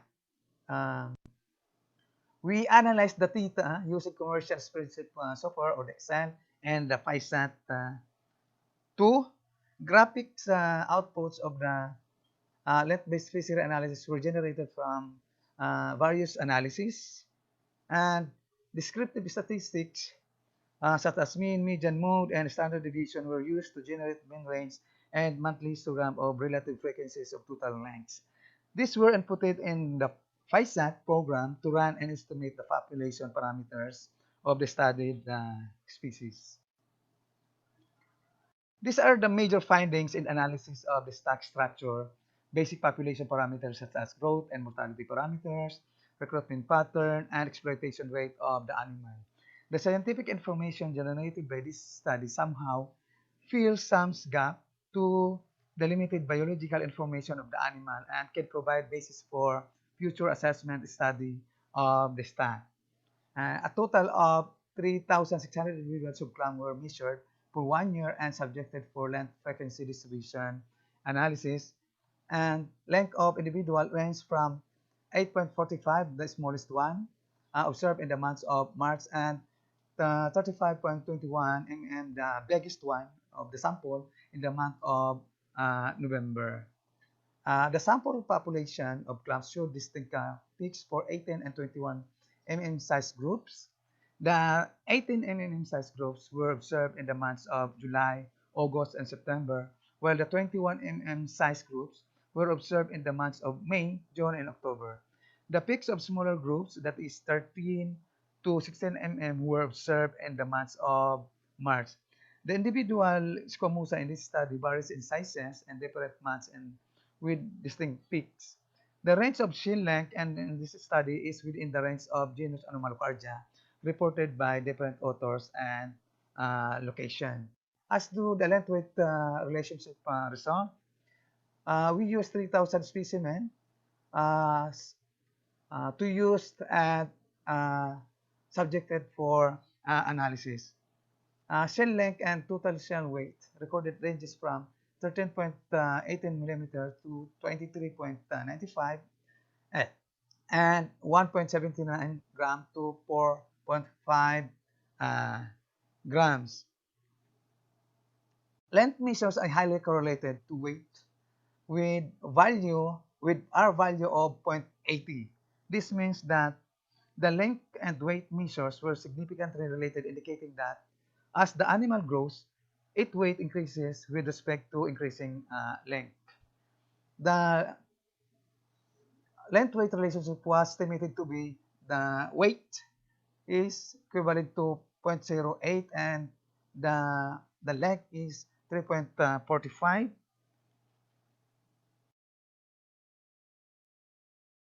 The result of length-weight relationship shows that this species in Natunawan Cove has positive allometric pattern of growth. And this pattern of growth is also observed in other clam species. According to CHED-CODGE-PSU 1992, changes in shell growth and shape are directly influenced by environmental factors and food availability. As to the growth parameters, the animal Squamosa has been exploited for several decades in the Tunawan Cove by local folks as a source of livelihood and for local consumption. Despite this, the animal is confronted with considerable lack of important information on population parameters that can be used to sustainably manage the population. The parameters L infinity and Q were calculated to describe the length growth rate of these species. The values obtained were 35 or 37.55 mm and 0.71 per year using the length frequency analysis. The calculated value for the growth performance index of the animal was 3.07.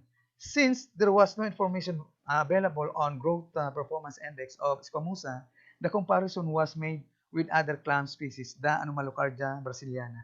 We found out that the growth performance index reported by Nascimento Corti et al. 2015 and Matos and Cardoso 2012 are comparable to the present study. This concluded that the growth performance index of Squamousa in this present study to be moderate growth. Other species of genus Anomalocardia showed different population parameters to meet in different areas. The differences in the theoretical maximum size attainable by animals are influenced by several factors such as location and individual species according to a Bowie 2010. And however, the value of L infinity found in this present study is ideally within the range of genus Anomalocardia.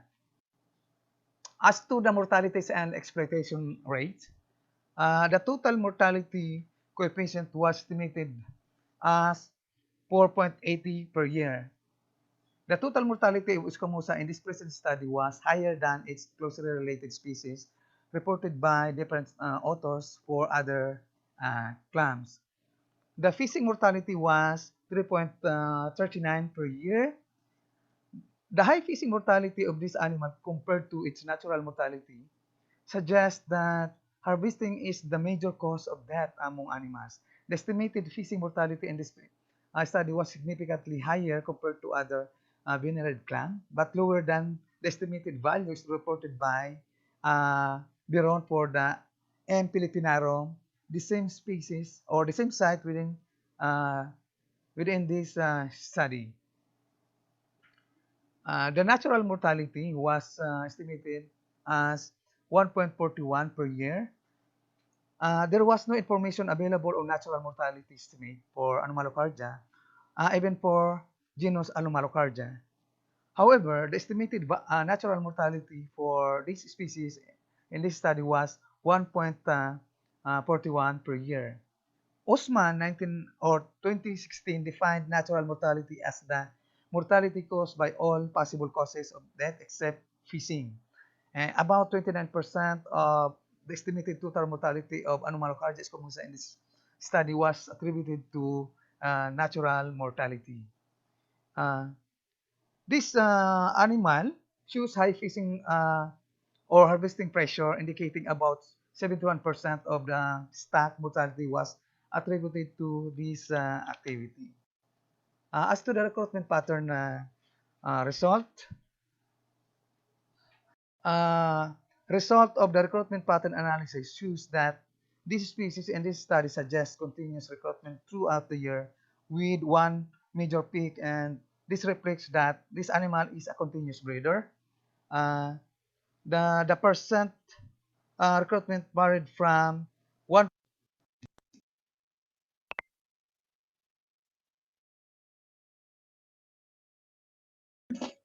Okay, so Sarah Ul, thank you so much. Now, for those with questions, you can just post it in the chat box because it was a rather long presentation. So I'm sure Sarah Ul Burse would address your questions. Thank you so much po. So we go to the next, Ma'am Wendy, Ma'am Malu. Thank you, ma'am, and sorry for the long presentation. It's okay po. It's okay, sir. We just have to cut short and then do not include questions anymore. Yes po, ma'am. Thank you. Thank you po. Okay, for our next paper, the evaluation of anti-cancer activity of Albania kalanga leaf ethanolic extract, to be presented by Mr. Chumerl Edward Baldo, one of the authors. Good day to the panel of evaluators. So today I will be discussing or presenting the findings of my research study entitled Evaluation of Anti-Cancer Properties of Alpinia galanga Zingiberaceae ethanolic extract. So this is an internally funded project by the Partido State University Research and Development Office. So together with me in this project is Mr. Ronel A. Janeda of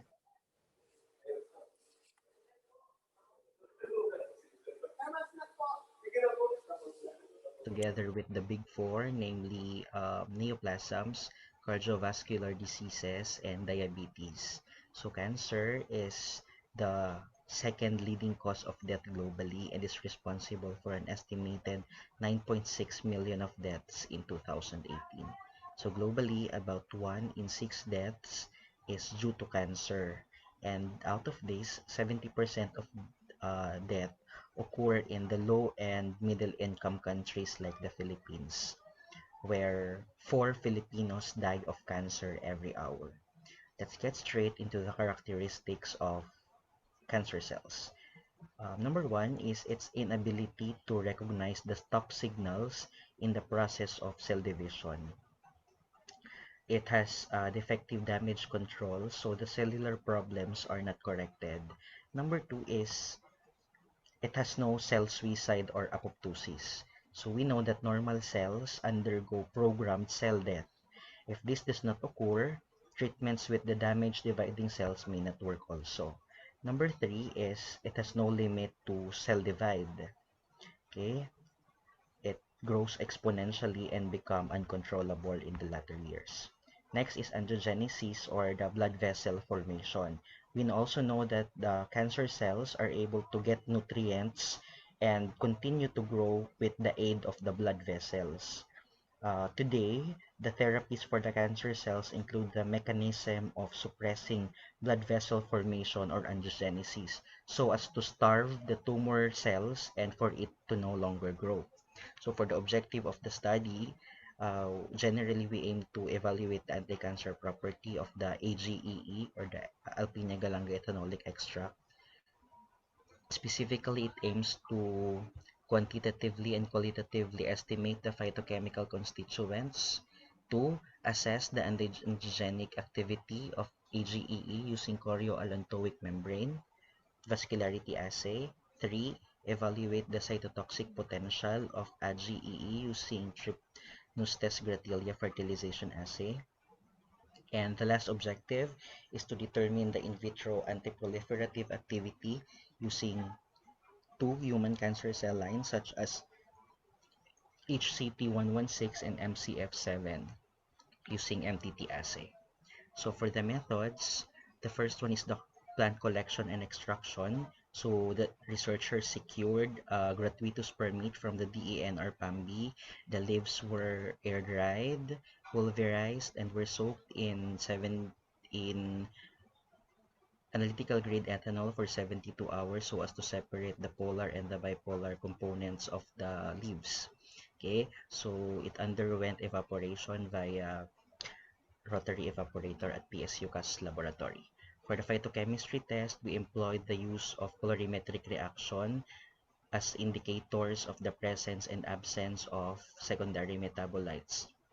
Next, for the Cardioalanthoic membrane assay, duck eggs or Anas platyrhynchus eggs were purchased from Ubaluco Langi Albay.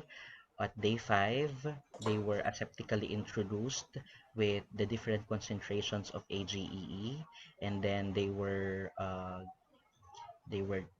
given back to the incubator at 37 degrees Celsius following a specific humidity, and then at day 14 they were sacrificed and then the blood vessels were observed.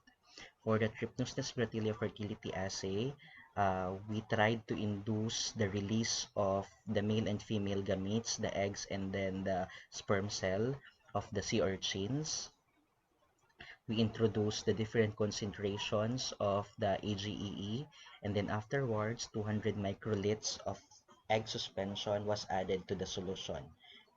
So the fertility or the fertilization membrane are indicative of viable egg production. The last one is the Mtp assay. So this was performed at the University of the Philippines, Diliman, following a spectrophotometer protocol. So we made use of two cancer cell lines, and then we used doxorubicin as the positive control. So the doxorubicin is a standard drug used as anti-cancer. Okay, results in discussion, we found out that the AGEE contains abundant levels of flavonoids, sterols, and tannins. Not only that, quantitatively, we are able to compute for the content of phenols using gallic acid equivalents, and we found out that it has 36.71 GAE, which is considerably high with our R squared of 96.18, indicating high precision in our assay. For the CAM assay, we'll be able to note that the images A, B, C, D displayed normal blood vessel formation characterized by healthy primary, secondary, and tertiary blood vessels. However, for the image E, which was treated with 1 mg per ml of the AGEE, we would be able to see the occlusions in the capillaries, generating ghost blood vessels. For the FNG, which is treated with 10 mg per ml, we'll now be able to note petechial hemorrhages as pinpointed by the violet arrows, and we also have ghost blood vessels as pinpointed by the black arrows. So as expected, groups treated with ethanol made 100% mortality in their treatment. So we no longer added it to our statistical tool. So for this one, be able to note that the branching point number and then the branching point density was significantly affected by the introduction of the AGEE in the extract. Particularly, the 10 microgram per ml is statistically different from all other treatments in terms of branching point number, and in terms of branching point density, the 10 microgram per ml also posed the least number of branching point density. These are indications that our extract has an anti-androgenic property. For the sea urchin fertility assay, we counted the number of viable eggs, and it could be noted in here that eggs treated by FSW or filtered seawater has the most number of viable eggs as compared to that of the 0.1 and 1 microgram per ml, which has the least.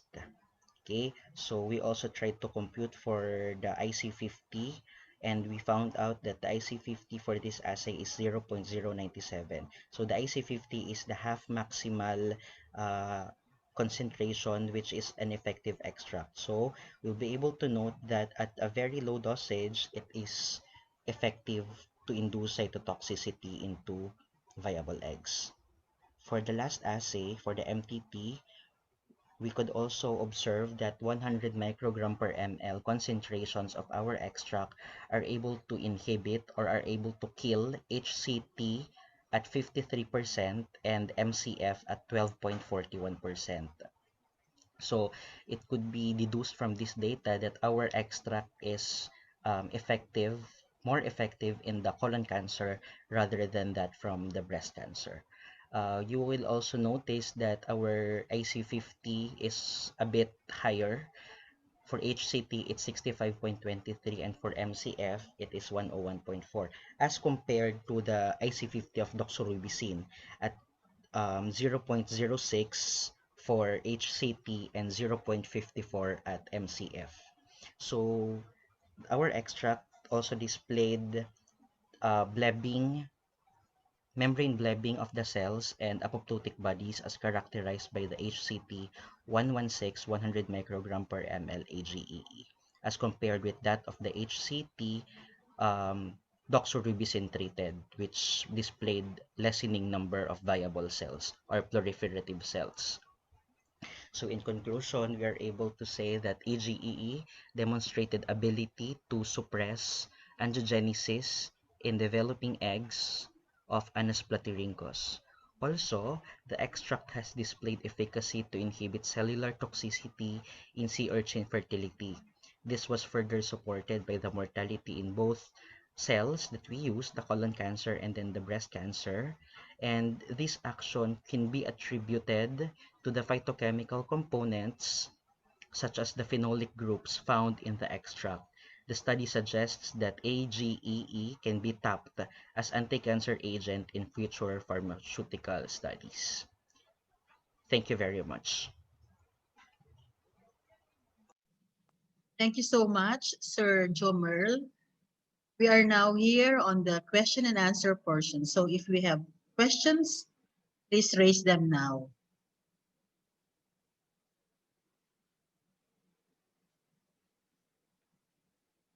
Okay, questions po or clarifications, even recommendations. I'm sure Mr. Baldo will welcome that. Hello, ma'am. Yes, sir. Good afternoon. Okay, You may go ahead po. Okay, after this, what's next? Mr. Baldo? Sir Baldo, there's a question for you. Sergio Merle. Well, hello, good afternoon. Hello, Sir Jumer. My question is very short. After this promising result, what's next? So after after the findings of this research, we can be able to isolate the specific phytochemicals and and constituents of this plant, and be able to characterize them and isolate them and be able to apply them naturally into cancer cell lines, for example. And if these are and these chemicals are noticed to have an anti-cancer effect, then more pharmaceutical studies and development of drugs can be developed out of these extracts.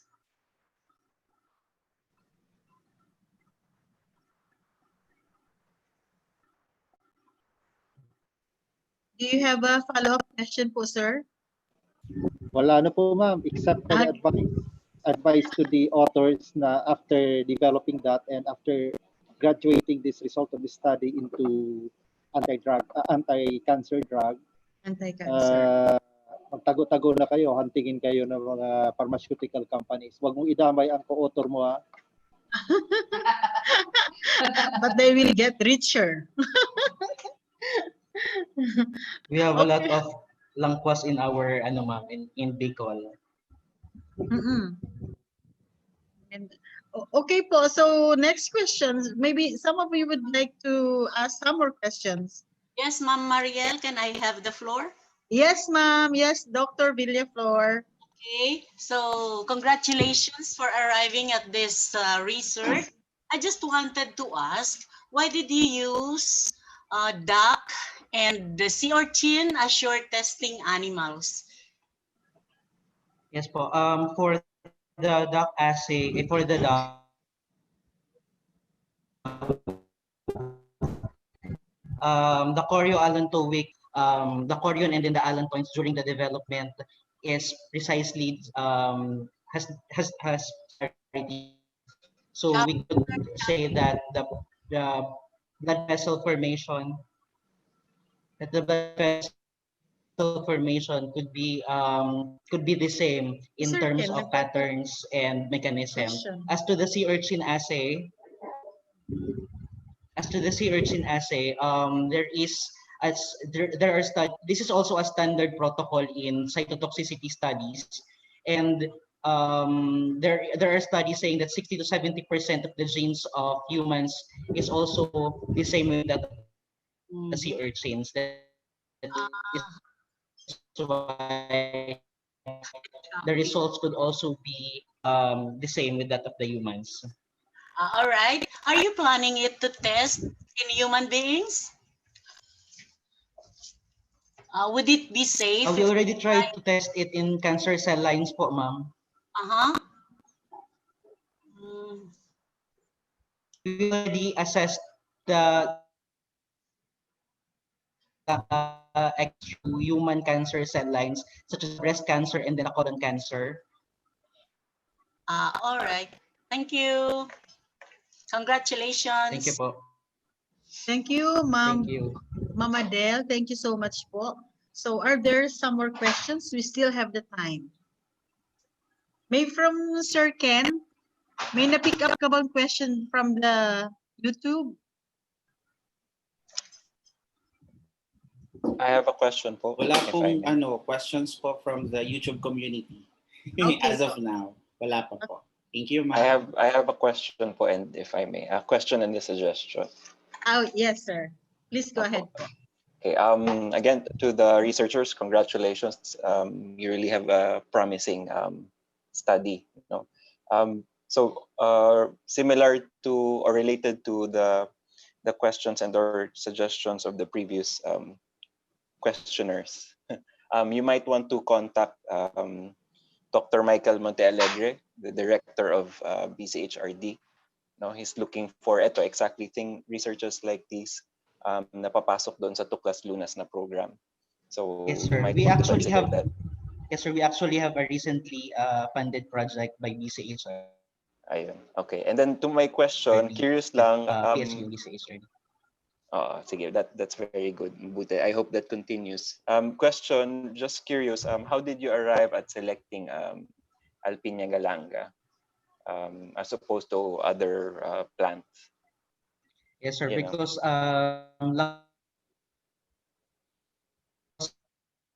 sir, or Alpinia galanga is abundant in Biakle. They complement it with takuyog, and I want to know if there are still more of these langkwas to offer, because a lot of people use it as anti-anan, and I want to elaborate more on its biological activities. And it is also a part of my undergraduate thesis way back then. So I wanted to continue studying langkwas. All right, thank you. Thank you, Wonderful sir. job. Thank you. Thank you so much. Thank you very much po. Okay, so we are now ready for the next paper, Ma'am Malu. Okay, for our next presenter, we have Mr. Ansulo Francis Atole. In his paper, In situ digestibility of selected legumes in rumen castellated Brahman cattle. Sir Ken?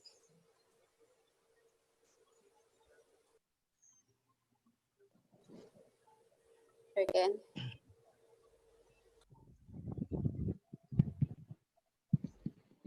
Greetings to everyone. I am Angelo Francis F. Atole from the Central Beakle State University of Agriculture, representing my co-authors from the Visayas State University. I will be presenting our research entitled In situ digestibility of selected legumes in rumen castellated Brahman cattle. To start with, ruminants fed with grasses alone may experience malnutrition due to the insufficient supply of balanced amino acids.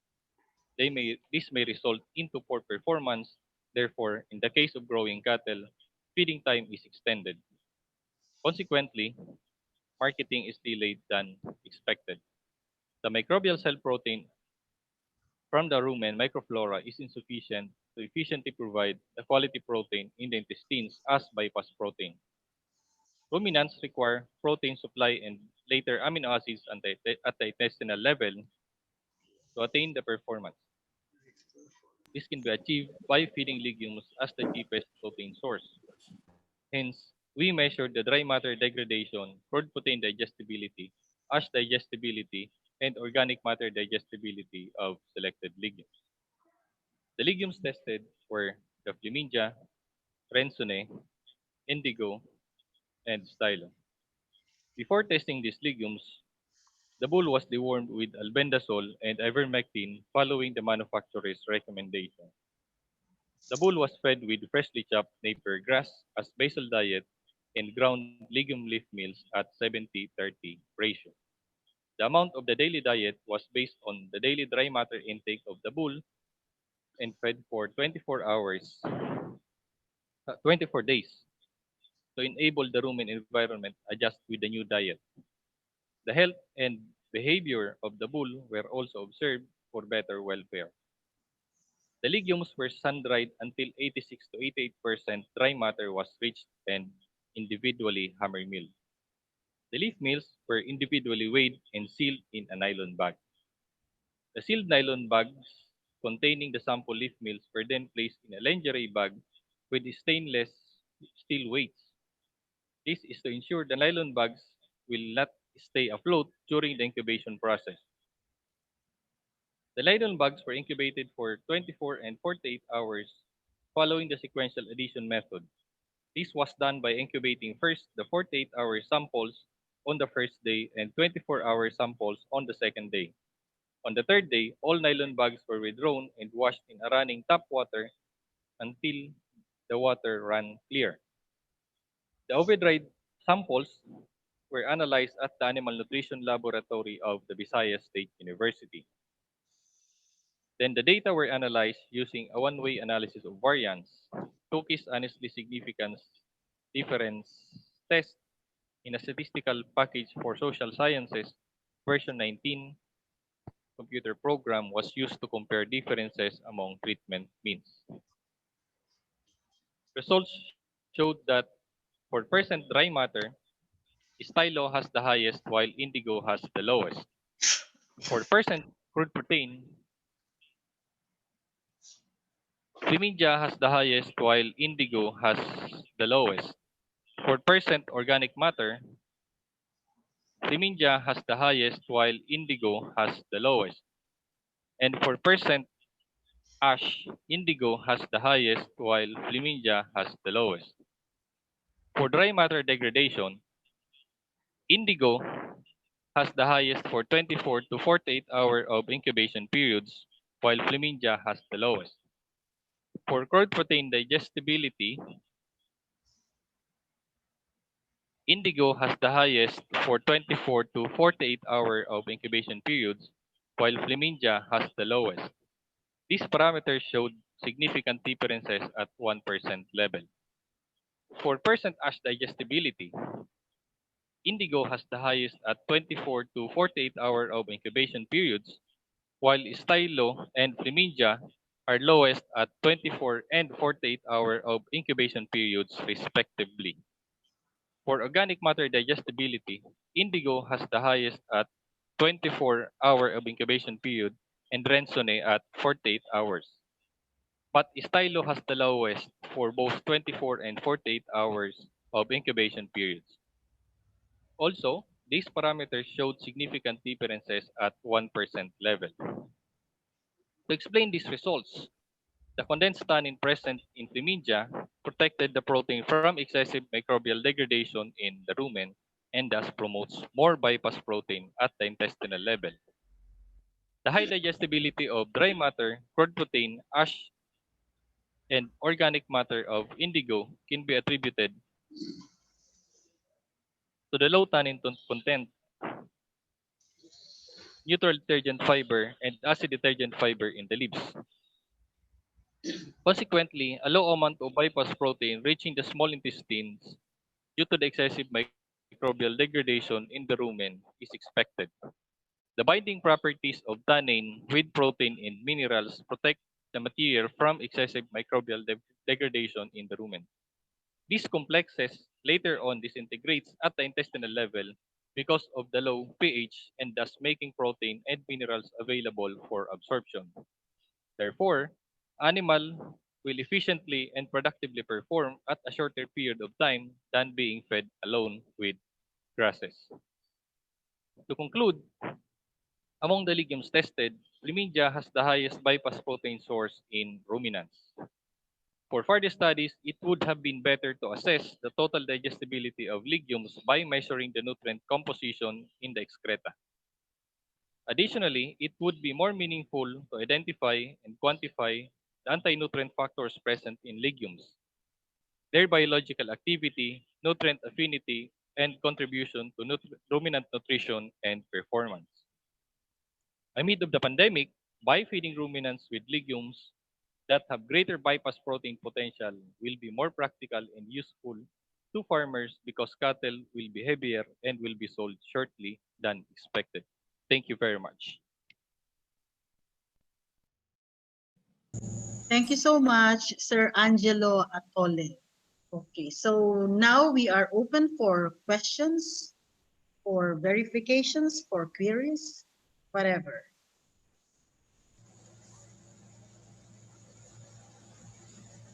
You can also post your questions here in the chat box. Just pick them up for you.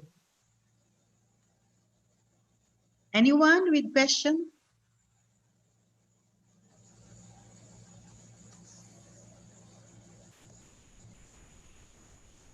Nobody wants to ask question to Sir Angelo.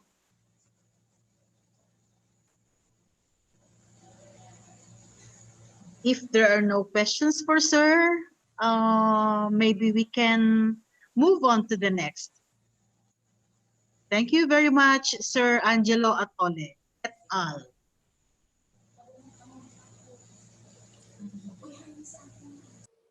Okay, for our next paper,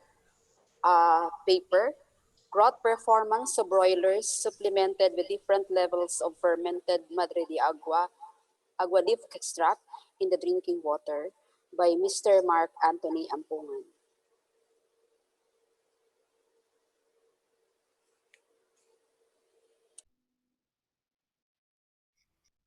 Good morning, everyone. I am Mark Anthony S. Ampongan, currently enrolled at CBSU APL campus, pursuing my master's degree in animal science.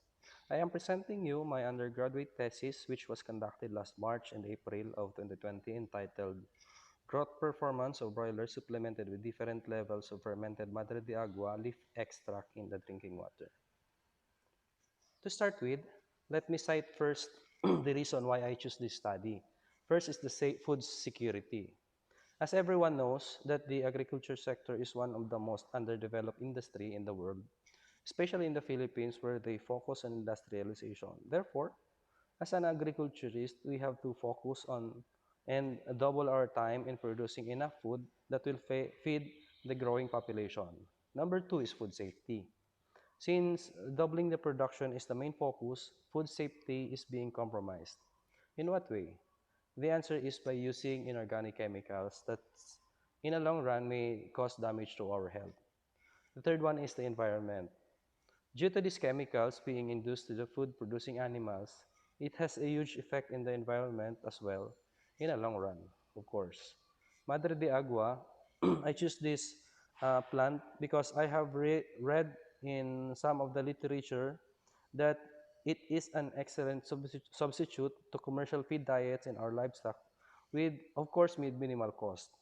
I have choose to utilize it in fermented form, hoping to maximize its nutrients with the use of beneficial microflora or probiotics, which serves as reinforcement for the good bacteria in the digestive system.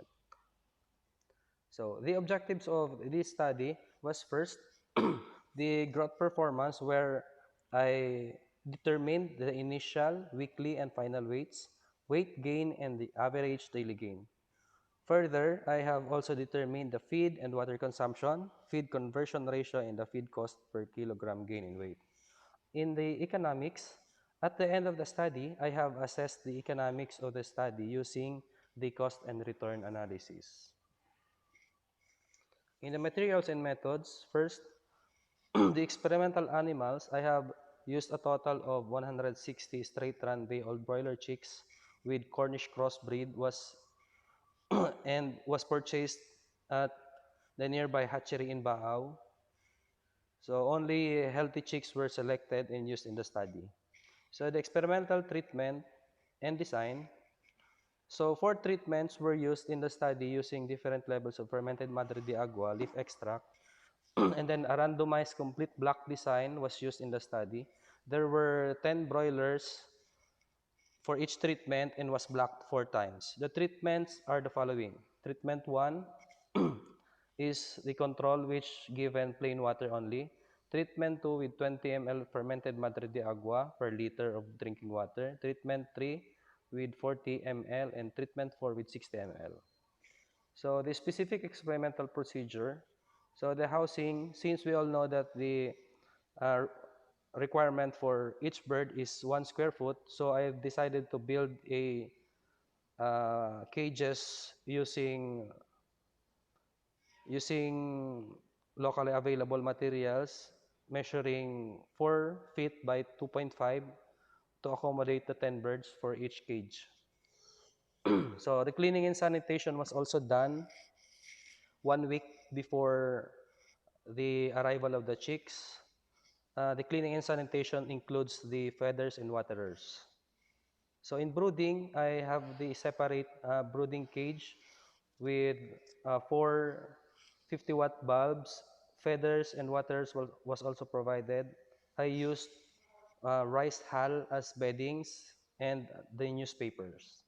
So feeding management, so from day 1 to 14, booster ration was used, and on the succeeding weeks, starter and finisher ration were fed ad libitum to the broiler chicks.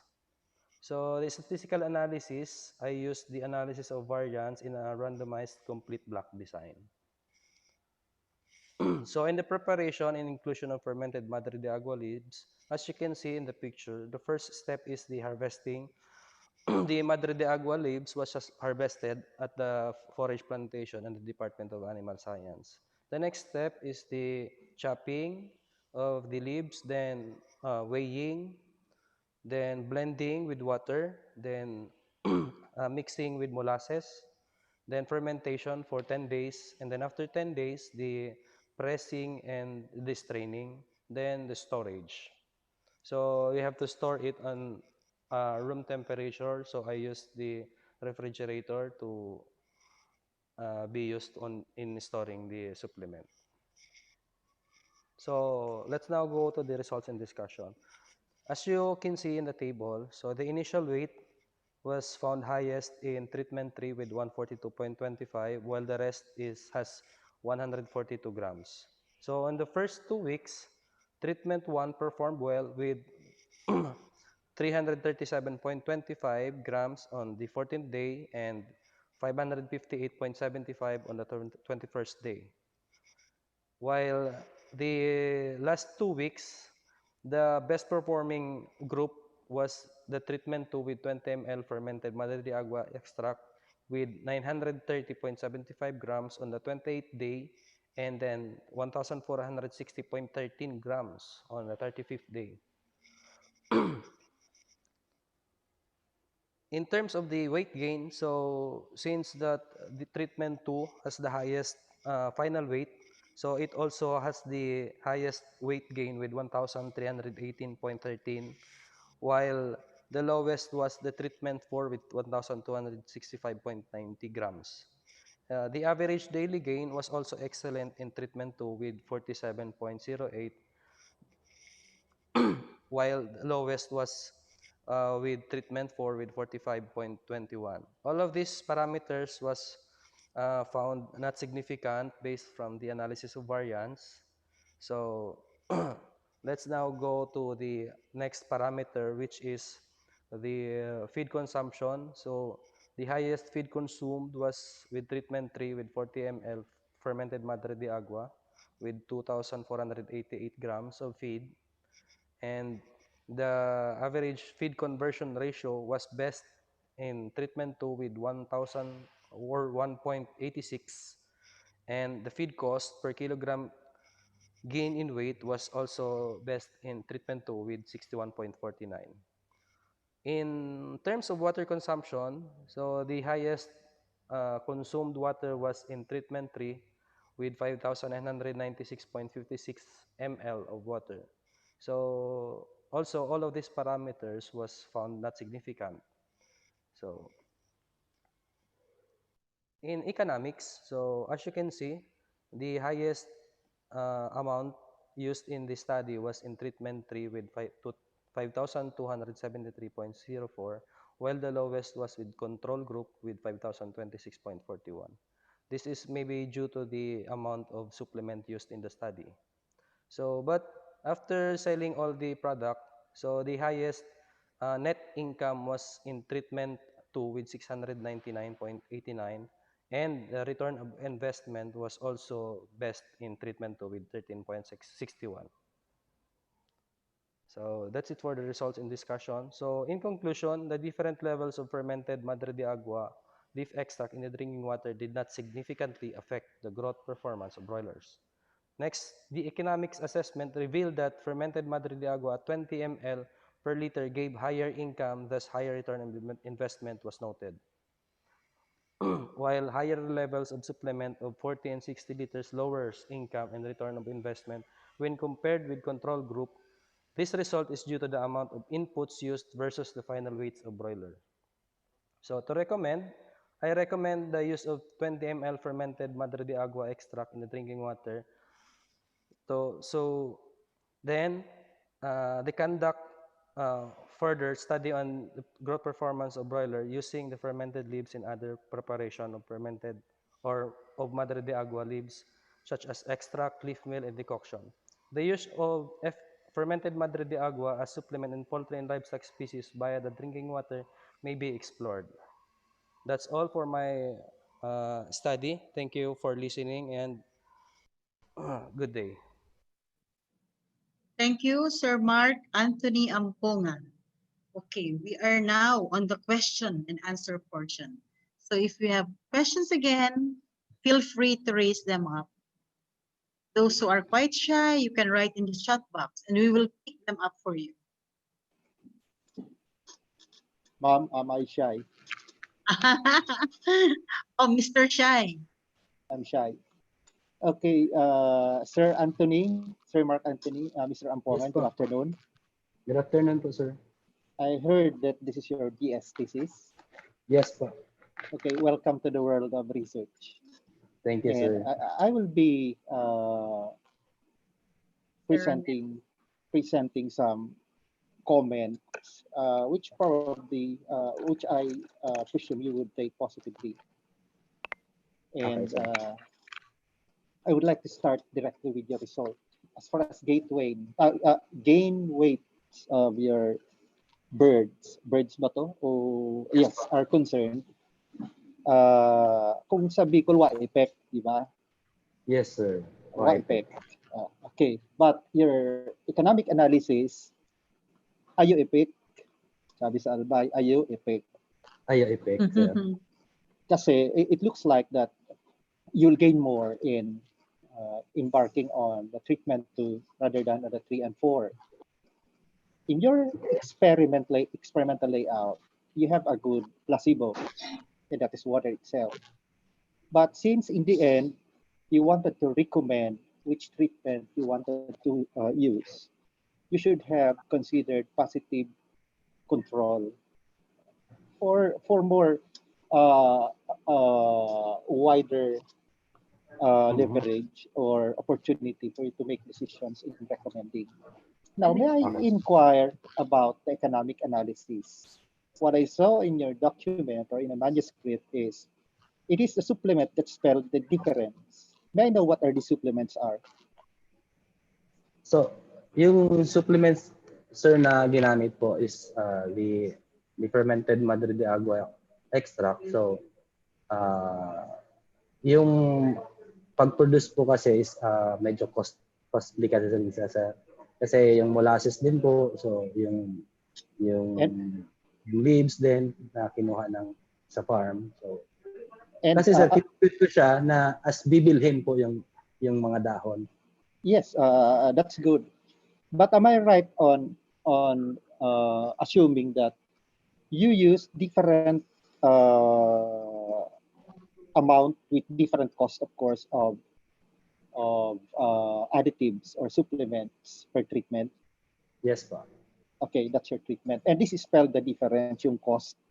Yes po. Hindi kaya natin na palayo masyado yung cost between treatment 2 and treatment 3 and even treatment 4 to the effect that it became economically more viable?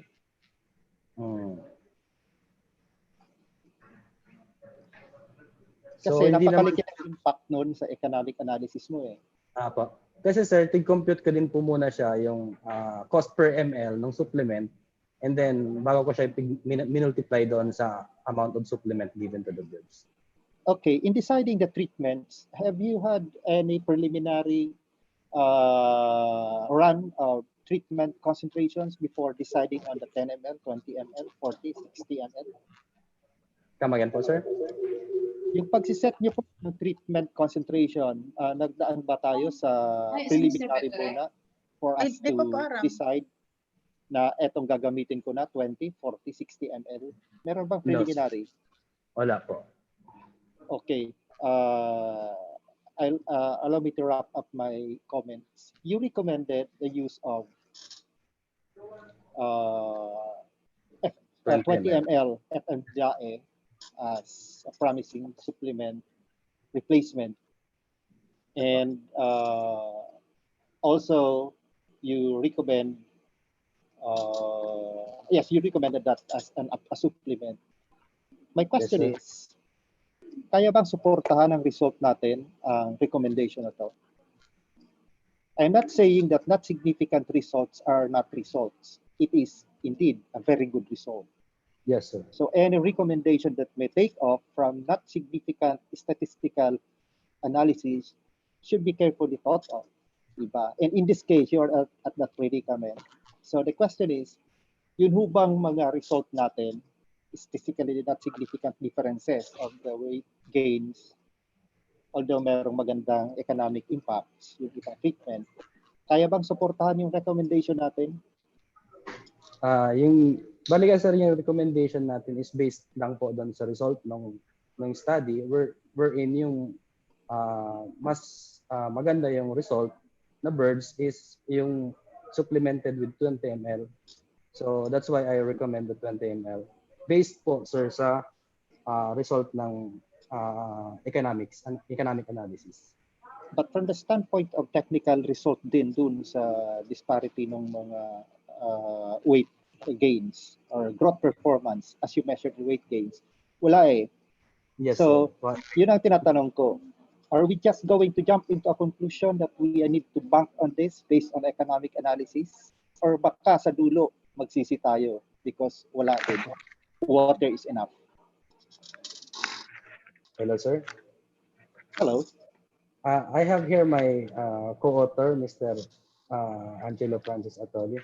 You wanted to answer the question, sir? Okay, sir. Good afternoon. Yes, sir. Good afternoon po. Good afternoon, sir. With regards to your question, sir. By the way, I am Mr. Angelo Francis Atole, the advisor of Mr. Mark. As regards to your question, sir, on whether to jump into the conclusion, right, and recommend it with, if I'm not mistaken, with the farmers to use this. Did I get it right?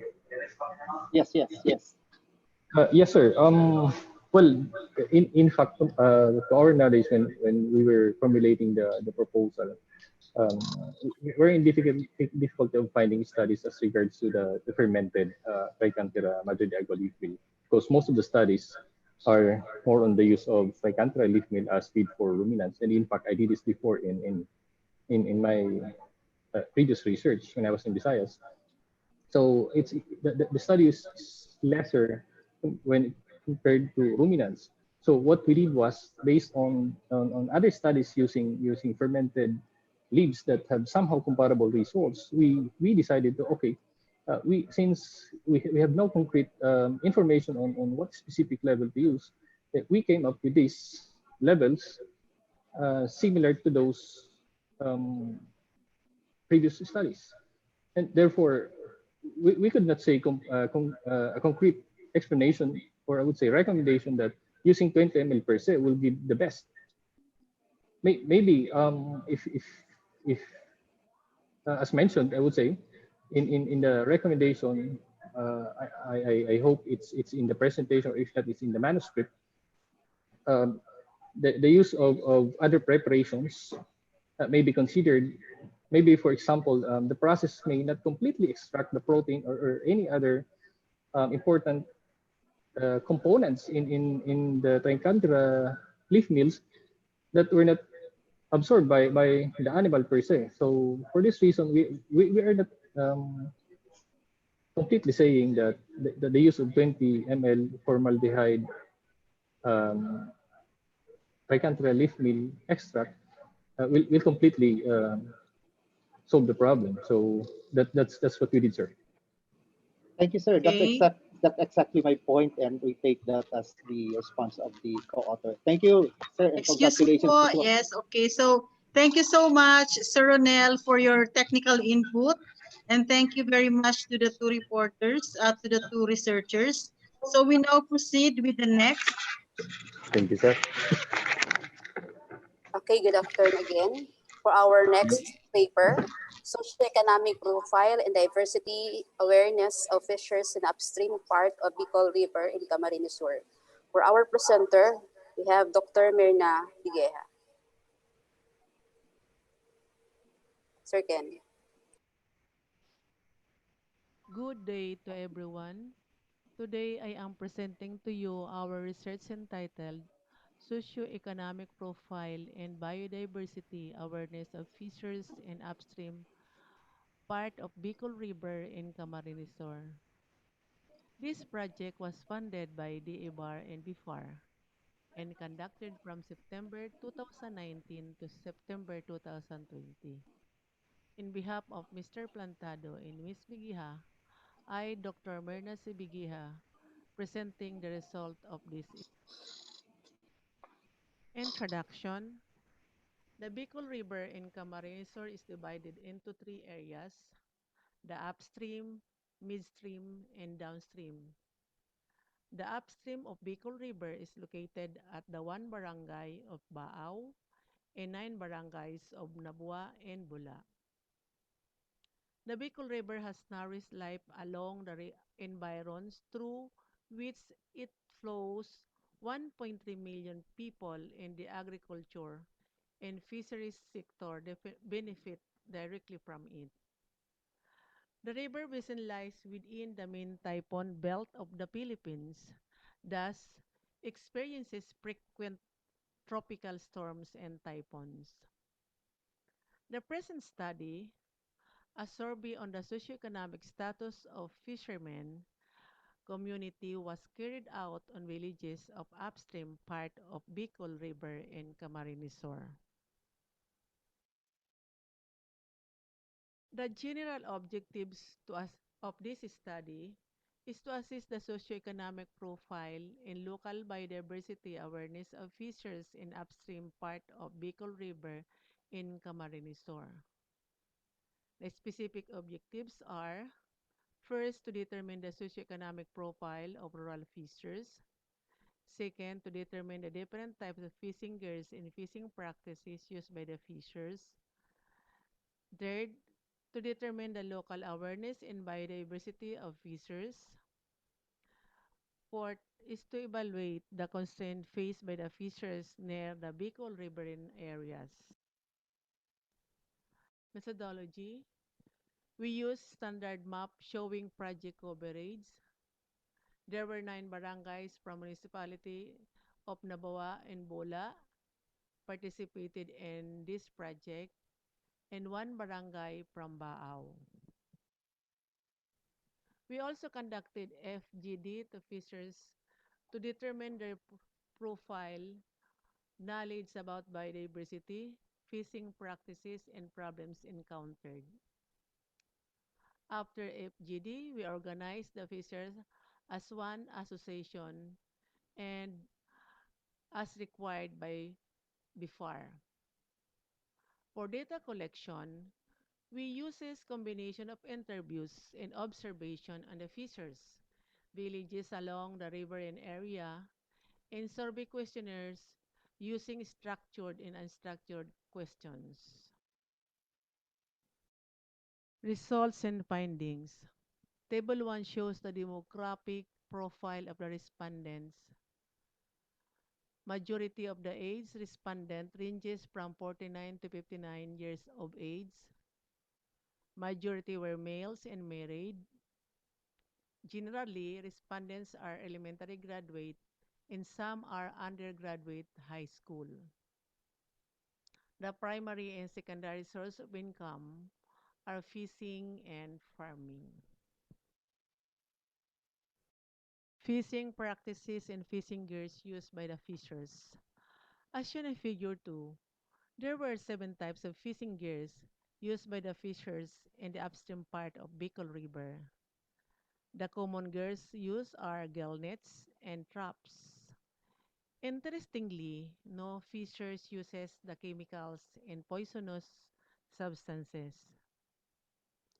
As shown in the pictures, the gears used by the fishers are tabon, gill net, salakab, fish trap, hook in line, scoop net, and balongbong.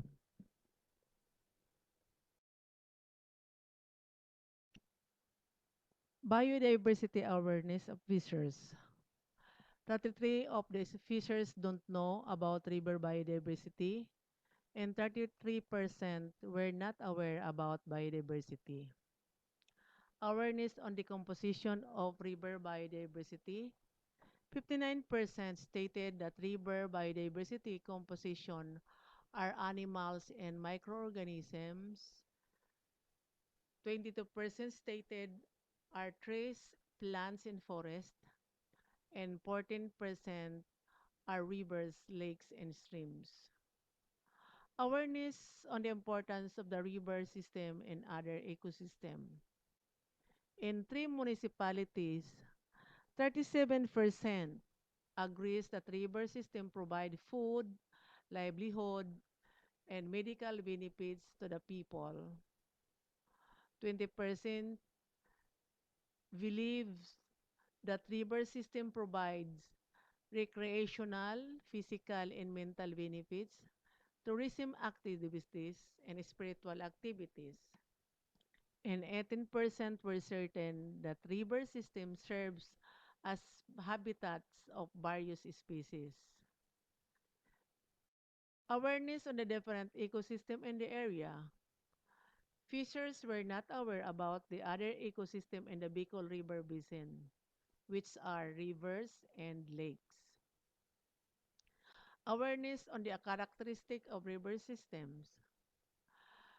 The respondent identify that Bicol rivers are abundant of microphytes, with mud and silts are deposited, regularly flooded, with agricultural waste. Constraint faced by the fishers. As shown in Figure 3, weather disturbance is the main factor that affect rivers, followed by illegal fishing, runoff from seaweeds, deforestation, farming, and other land use, and also sedimentation, erosion from farming, and unsustainable land use. Conclusion and recommendation. Majority of the fishers in the area were dominantly men, married, age ranges from 49 to 59 years old, and at least graduated elementary level.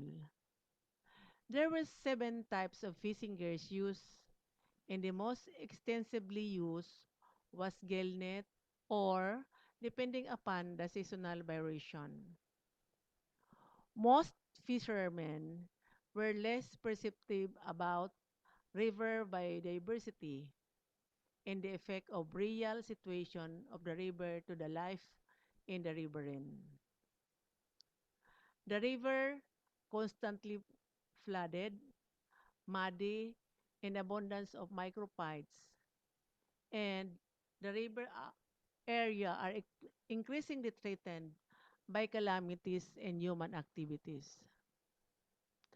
Recommendation: strengthen public awareness on biological diversity of the river through the various publication and publicity for protecting riverine resources.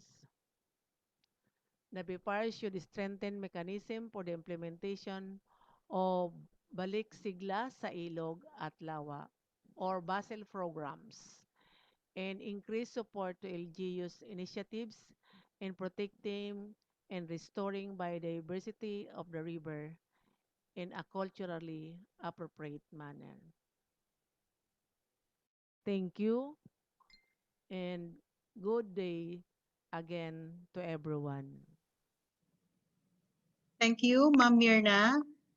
So we are now ready for the questions from the reviewers as well as from the participants. And if Sir Ken can also get the questions from YouTube, sir, there might be some questions. Okay, any question po?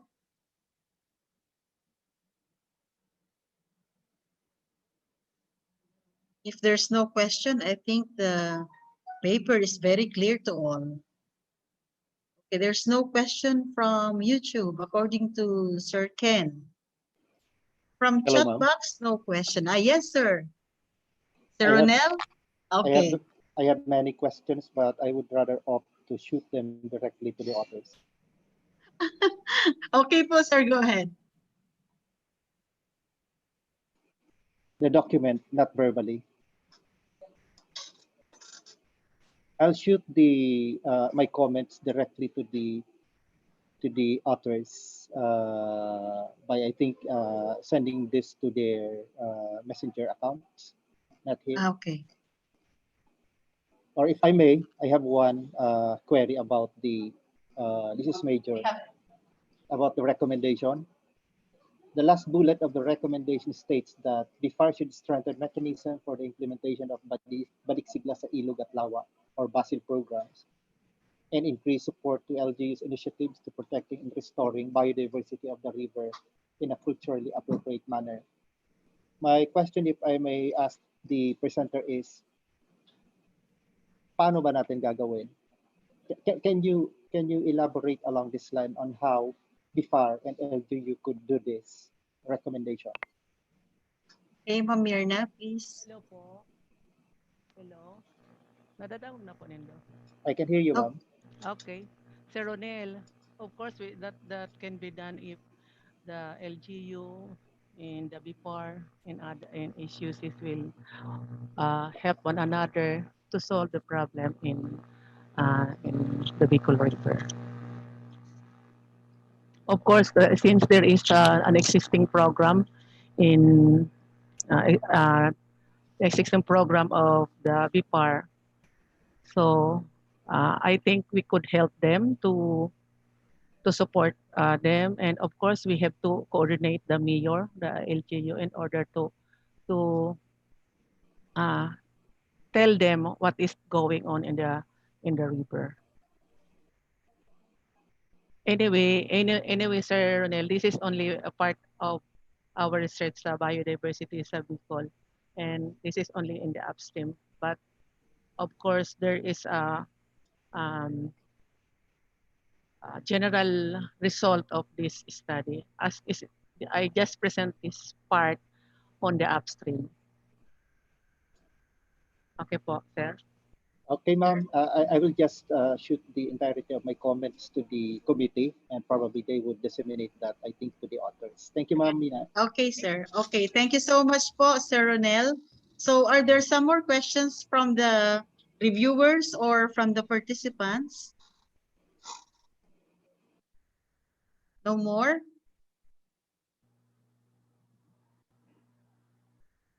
Okay, so if there are no more questions, we go to the next. Ma'am Malu, please. Thank you po, ma'am. Thank you so much. Welcome po. Okay, for the next paper entitled Health and Welfare Awareness of Rice and Vegetable Farmers by Mr. James Rexes Lopez. Sir Ken. Good morning, everyone. In this session, I'll be presenting our research study entitled Health and Welfare Awareness of Rice and Vegetable Farmers. This is the Study 5 of the research program, Uplifting Farmer Communities Towards Sustainable Agriculture and Agribusiness. My co-authors are Maria Petra O. Ebron, Mr. Percival Ebron, and your very own Mr. Rexes James D. Farmers suffer from injuries and diseases due to extreme pesticide exposure and inadequate knowledge on farming health safety behaviors. This study focused on developing health and welfare awareness of farmers towards conventional pesticide application. According to Source and De Sousa Porto, farm laborers who have direct involvement in pesticide mixing and application possess a serious danger to their health. The hazardous effects of high toxic pesticides can be divided into three categories that include acute symptoms, chronic and allergic ill effects that may arise from short to long term and from mild to acute level because of direct exposure through respiration, ingestion, and skin.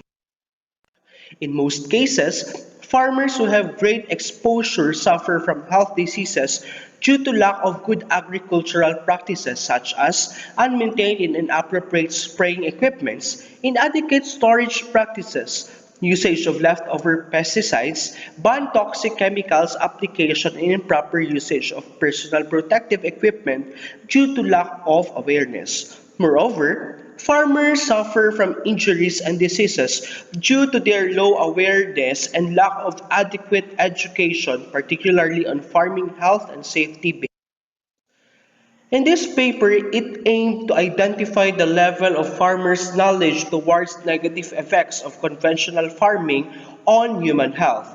It also aimed to assess the farmers' awareness on the safety use of pesticides and field spraying practices that might potentially expose them to chemical hazards, and to determine the possible intervention in mitigating the health hazards caused by the conventional farm chemicals pesticides.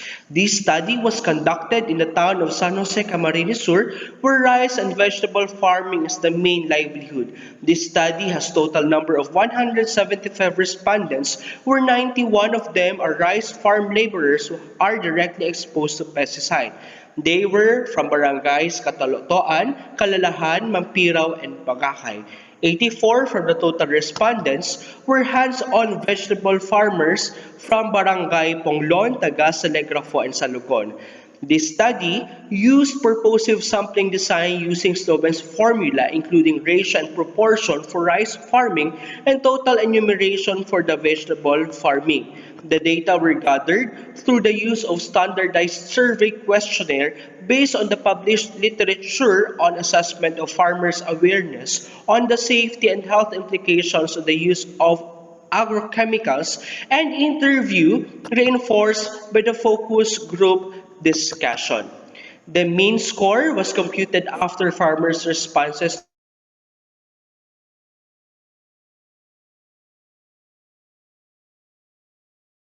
to each question was interpreted using the concepts of real limits of numbers, the numerical value of the scale points, and their respective real limits are listed below.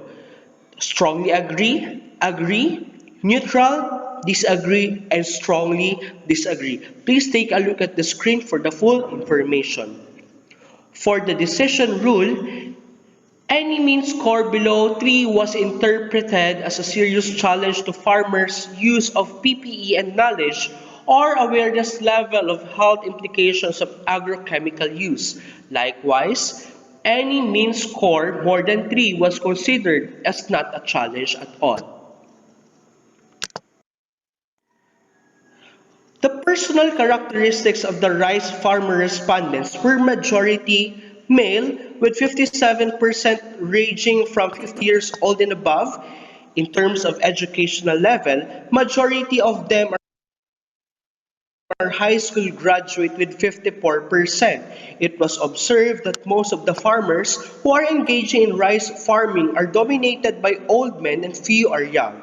Majority of the respondents were small-scale rice farmers who are not members of association or cooperative, served farming as their primary livelihood for the purpose of selling and personal consumption.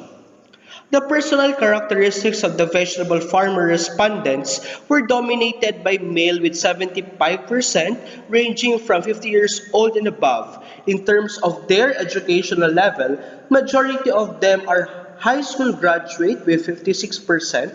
Majority were engaging into vegetable farming for more than 10 years with 53%. Rice farmer respondents was in neutral agreement in terms of awareness on pesticide usage with 2.30 weighted mean. At the same time, 55% of the rice farmer respondents strongly agree that they are aware about the negative effects of pesticide. Vegetable farmer respondents neutrally agree with 3.0 weighted mean. It was noticed that there was no integrated pest management implemented in the community, and majority of the respondents do not visit health centers for consultation except in cases of severe. Given the weighted mean of 1.8, it can be interpreted that majority of rice farmer respondents disagree that they are suffering from negative effects on health. However, 22% of rice farmers stated that they were experiencing burning sensation in the eyes and face due to contact to pesticides. Majority of the vegetable farmers disagree that they have been experiencing headache, fever, decrease in weight, loss of appetite, vomiting, and abdominal pain with 1.67 weighted mean. On the other hand, 31% of the vegetable farmer respondents are in agreement that they are suffering from dizziness and weakness. With weighted mean of 2.19, it can be interpreted that the rice farmer respondents were in disagreement in wearing PPE and practicing pre-preventive measures in pesticide application. Vegetable farmers neutrally disagree that they are following precautionary measures in pesticide application with 2.61 weighted mean. 31% of the vegetable farmers responded agreed to strongly agree that they were practicing precautionary measures before applying pesticides. Rice farmer respondents are in agreement that they are practicing preventive measures during and after pesticide application with 3.90 weighted mean. Majority of the vegetable farmers agreed that they were practicing preventive measures during and after pesticide application with a weighted mean of 3.93. This means that vegetable farmers are highly practicing preventive measures during and after pesticide application than the rice. Rice and vegetable farmers were aware that too much exposure to pesticide would lead health hazards. Also, in conclusion, all farmers who had long farming experience suffered from illness as compared to young farmers who had less exposure to pesticide. Majority of the farmers refused to wear personal protective gears. Also, use an improvised mask in a form of shirt or cloth while sunglasses serve as their improvised goggles. Farmers practice preventive measures during and after pesticide application by not eating, drinking, and smoking. Frequent washing of hands with soap and proper pesticide storage were also observed. Therefore, the researchers suggest to conduct training to the farmers by proposing extension activities on the proper usage of farming personal protective gear by the Partido State University and the Department of Agriculture. Health and welfare awareness orientation campaign and annual checkup must be conducted to the farmers by the Rural Health Unit of San Jose Camarinosaur. Moreover, this study will serve as a baseline for the local government unit of San Jose to implement an ordinance or policy that will require farmers to use PPE. That's all, and thank you.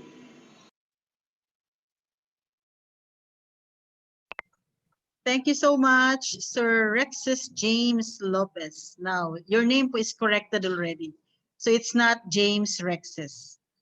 Okay, Yes, ma'am. Thank so you po. thank you so much, sir. Sorry for the error. Okay, so we are now in the question and answer. So do you have some questions or any input, technical input for the researchers?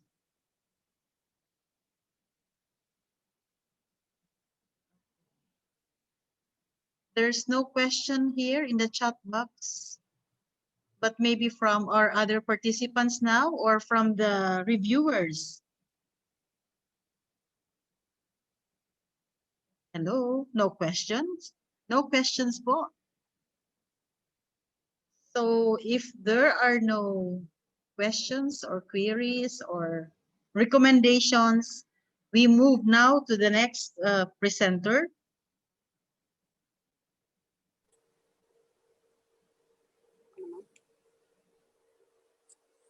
So let's proceed to the next study or paper entitled Electricity Dye-Sensitized Solar Cell from PD by Mr. Kerr Gasca.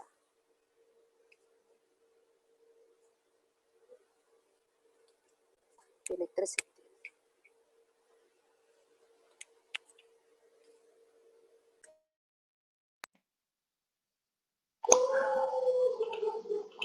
Bico region is blessed to have an abundance in pili. Roberto Coronel, on a study published in 1991, claimed that a pili tree alone can produce an average of 2,000 nuts per season. This fruit-bearing tree provides a nut fruit that has a multiple use for the locals. The kernel is processed into a variety of delicious sweets and snack foods, which is an export commodity of the region. The pulp is also nutritious and could be made into jam or eaten as vegetable. However, other parts of the nut fruit, particularly the skin or the exocarp, and the shell is often discarded and thrown away. Its skin, when already ripe, shows a characteristic purplish-black appearance, making it a good source of dye. On the other hand, its shell can also be used as activated carbon with predominant micropores. On a bigger setting, although renewable energy is constantly growing in the Philippines, at present, the country still gets most of its power from coal. With the Paris Agreement on Climate Change, Philippines has committed to reduce energy emissions by 70% at the end of 2030 by developing the nation's renewable energy sector.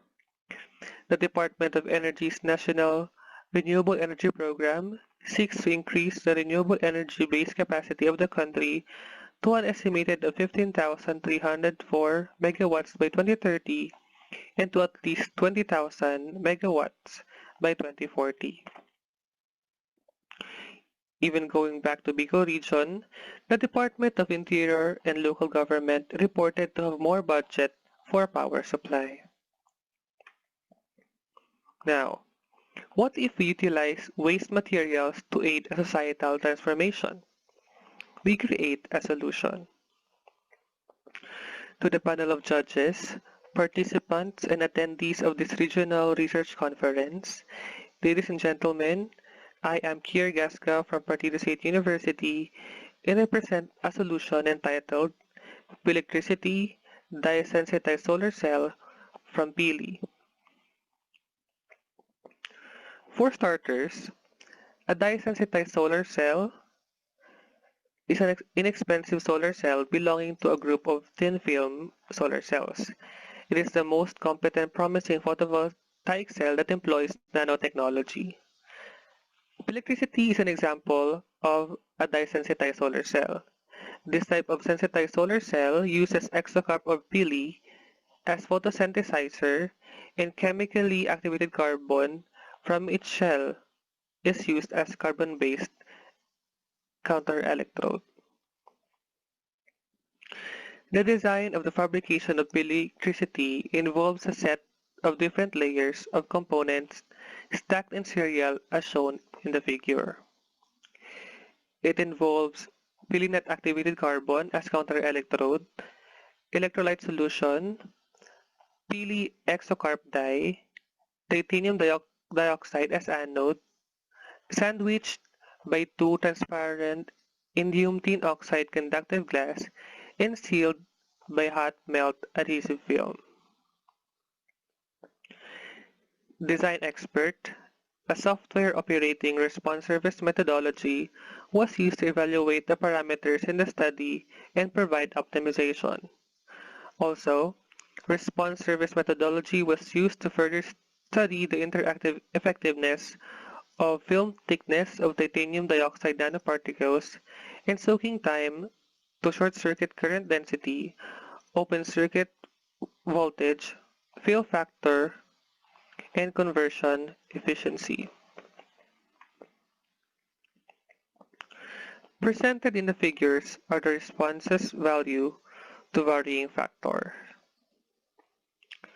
For open circuit photovoltage, it can be observed that relevant to anode thickness, open circuit photovoltage behaves in a curve, increasing in a value from 30 micrometers until it reaches its peak to a value of 0.458 voltage, and start decreasing until 90 micrometers.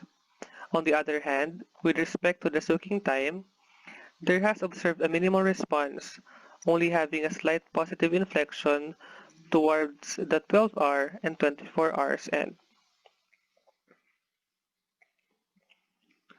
Similar to open circuit photovoltage, short circuit current density behaves like a curve in response to variable anode thickness, peaking at 16 micrometers with an actual short circuit current density of 6.51 milliamperes per centimeter squared. Also, nominal response is noticed against soaking time. Relatively deeper crest than what is observed in open circuit photovoltage. Minimal positive inflection is seen towards the 12 hours and 24 hours end. Now, unlike other responses, response surface methodology suggested mean model for fill factor due to a very low sequential p-value. This means modeling fill factor against variable factors is not possible, and graphically modeling would yield no response as shown in the figure. For conversion efficiency, it can be observed similar to open circuit photovoltage to increase to a value of 30 micrometers and decrease until 90 micrometers. Design expert also provided data for optimization from actual responses to experimental data. The data will be discussed in the conclusion.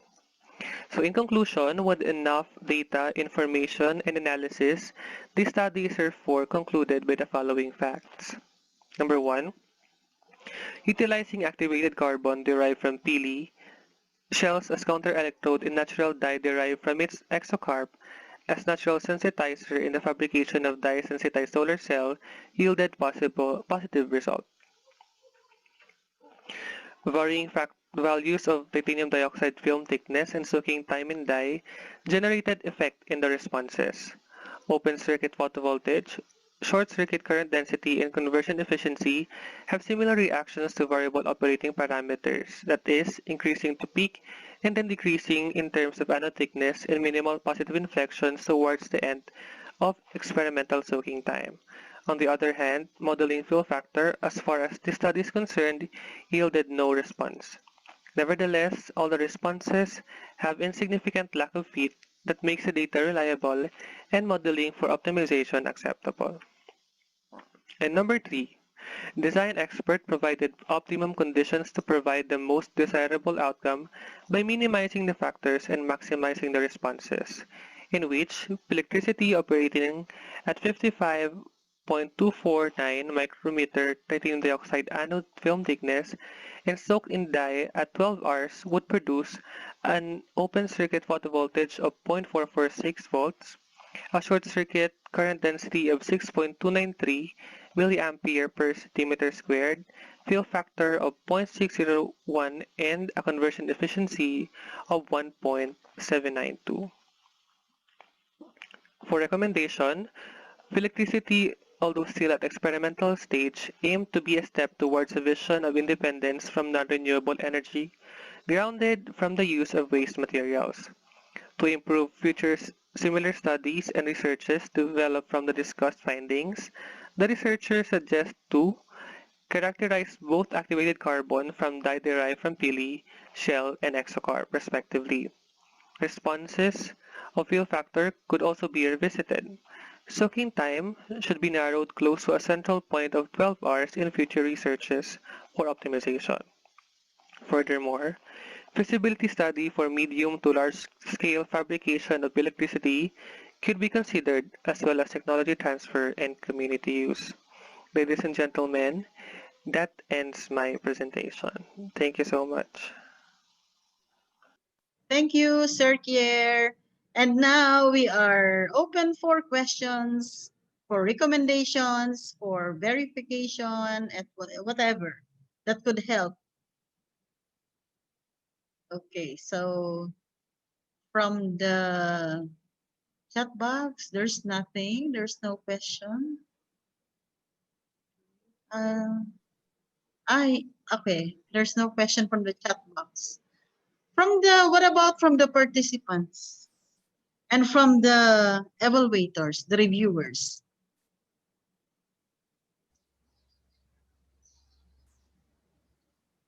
Sir Kier, ayos yata ang ano mo eh. Walang comment, walang question.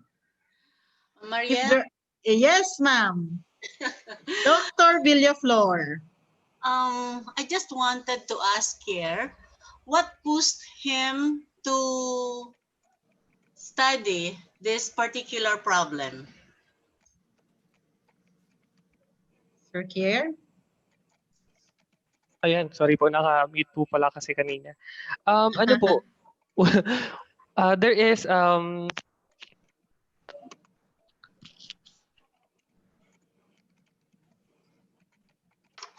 hello po? Yes? Okay, sir, you're clear.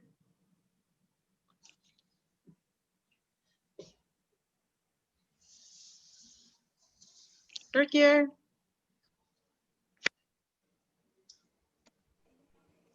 Hello po? Okay po, you Yes po. are clear. Yeah, it's clear. Ano po, the renewable energy industry po kasi is growing in the Philippines. Now, specifically in the Bickle region po, we have pili, right po? So we are known for pili.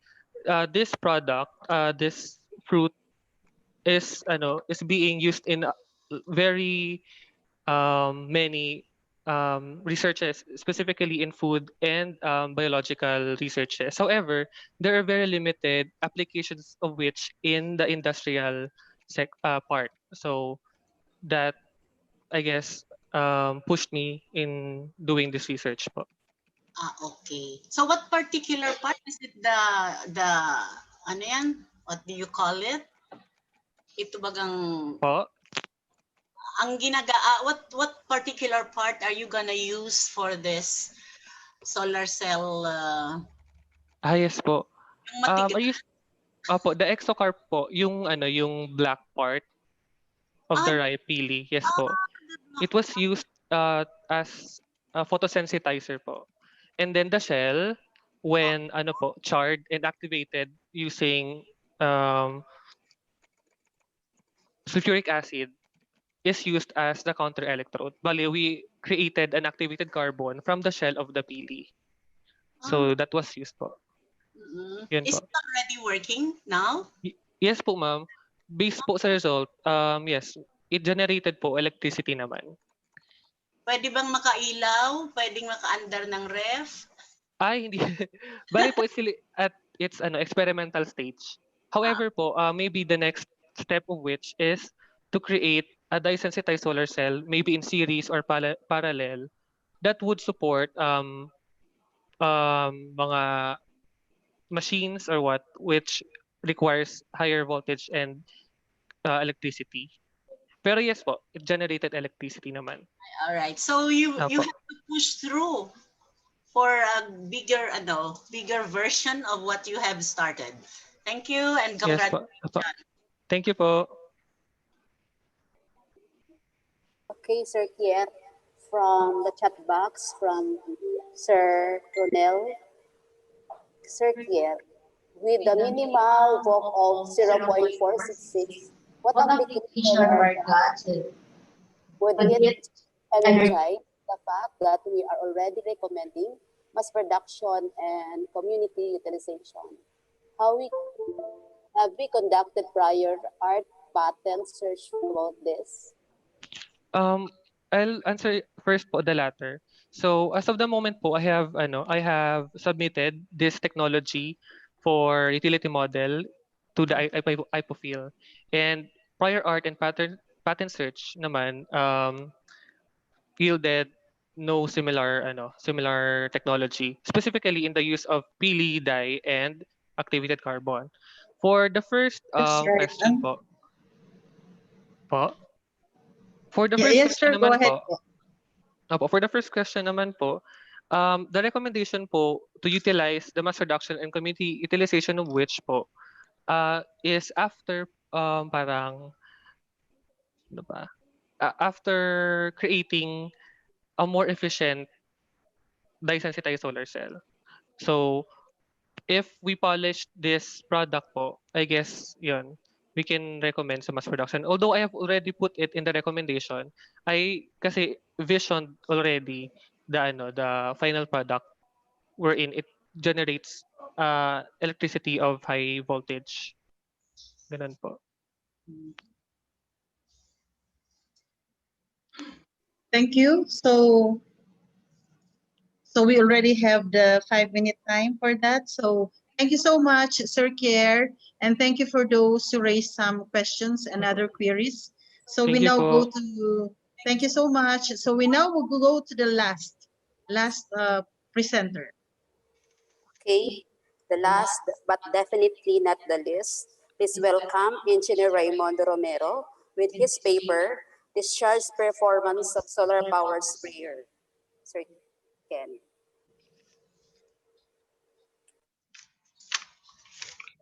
Hello, everybody. The title of our research study is Discharge Performance of Solar Powered Sprayer.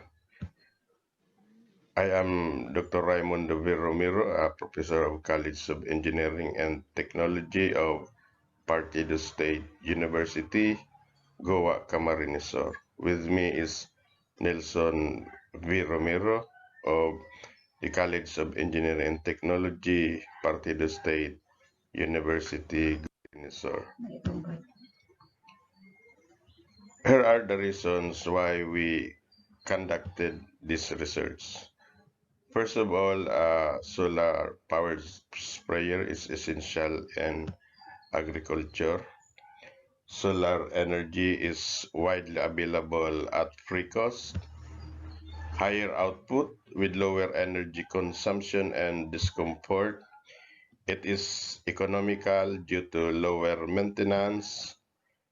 It can be used for domestic purposes, such as in car washing, and it may be used with little human assistance, and additional parts like solar power panel, battery, motor, and the spinning discs are readily available. Those are the findings of the other researchers. What is the difference with my research with those researchers is that they use battery and electronic controllers, while our study is trying to establish discharge performance using solar panel only. What I mean by using solar panel only, because we are trying to develop a solar sprayer that will not be using battery. The research objectives are to build a solar-powered sprayer, to analyze the capacity of discharging fluid concerning weight, cost, and 1 SMF or MF9B storage battery, and using no battery at all. For the information of everybody, 1 SMF battery is a car battery, while MF9B battery is a motorcycle battery. Here are the methodology that we have used. First of all, our study is guided by Bernoulli's principle. It is on this principle that we have decided to use a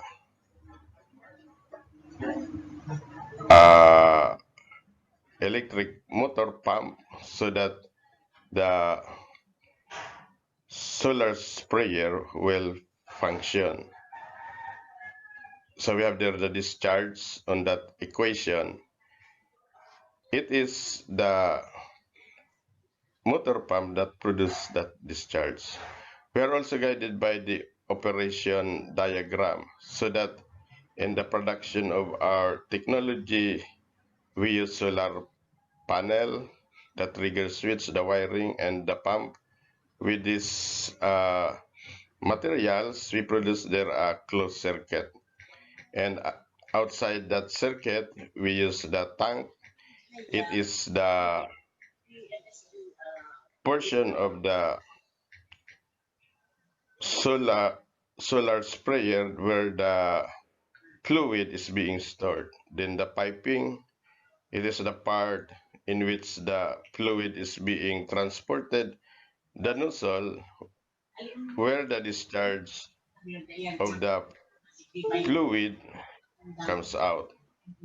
Then to measure the discharge, we use the equation discharge equals volume over time. We use that equation because we tried to use a 1 liter container to be filled at certain time. So dividing the volume by time, we have computed the discharge. We also use the physiologic analysis. It is on this process in which we applied membership function. So we have there the equation, the three equation, you sub A times Y equals 1, you sub A times Y, you sub A times Y is greater than 0, and u sub A times Y is either less than 1, but is greater than 0. It is on this equation that is guided that the membership function using the physiologic analysis will be between 0 and 1. Then to compute the discharge, we use this equation. This equation is x equals the integral of u sub a x times x dx over the integral of u sub a x times dx. On this, we have able to compute the discharge. Then we are also guided by the diagram of estimating the discharge value at a certain percentage of cloud cover using physiologic. On this diagram, we have the input. Under input is the power output of the solar panel and the percentage of the cloud cover. Then the physiologic, we have under this are the membership function, precipitations, dissipation, deposification. Then we are guided by rule. The rule are under the representation of pesticides, operation of pesticides, and properties of pesticides. Then the result is the output which is the discharge value. Then for our result, I presented the tables, table 1 and table 2. Table 1 is about the component materials and the corresponding weight. Table 2 is about the material and additional cost, considering the charge controller and storage battery. If you are going to summarize what is in this table, we can express them as number 1, the total weight is 36.10 kilogram and the total cost is 4,880. That is when no battery is being used. But if we are going to add the MF9B battery, the weight will increase by 42.10% or 8.31% for MF9B battery.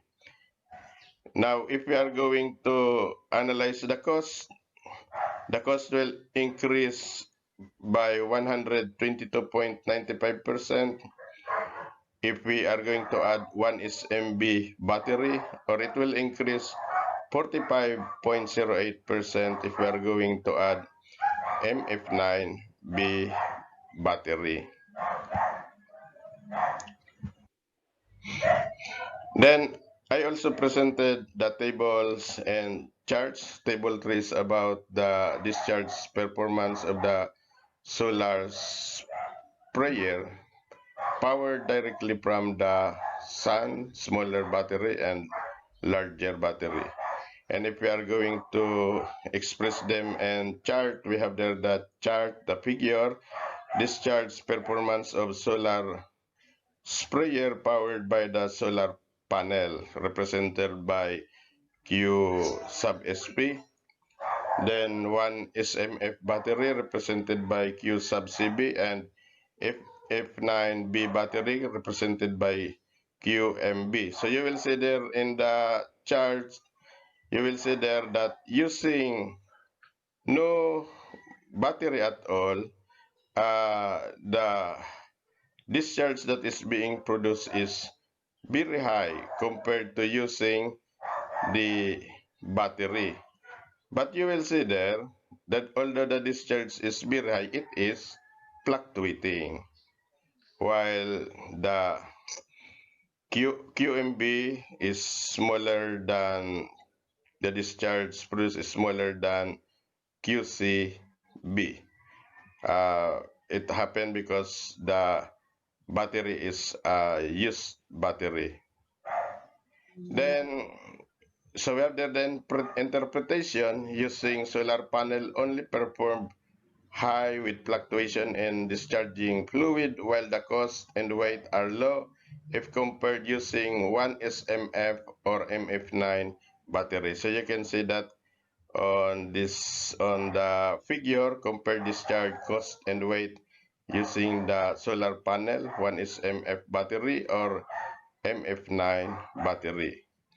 Then we also have their table for cloud cover and discharge performance.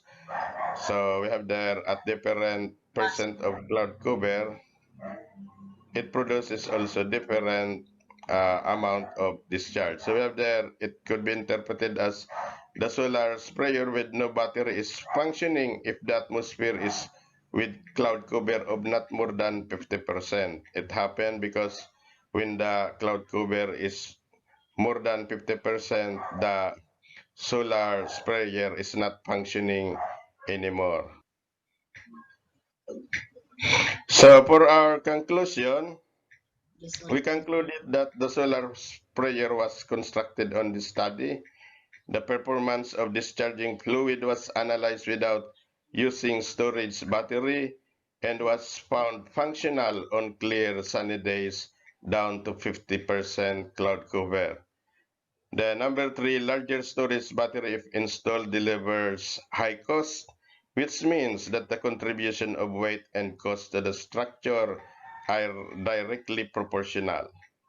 However, the capacity of discharge that the battery contributes is lower than using the solar panels only as of the source of power.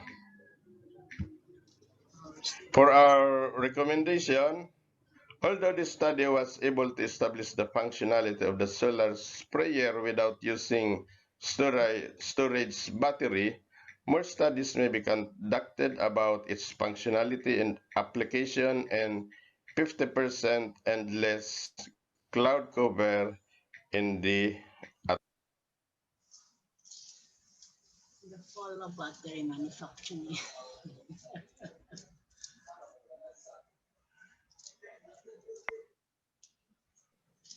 All right. Okay, thank you so much, Dr. Romero. And we have one question here from, okay, let me check. From Sir Ronel. The fall of battery manufacturing industry, it's not a yeah, question, in question mark. It's a comment. Sir Ronel. I've seen it from the chat box. So, reaction from Dr. Romero?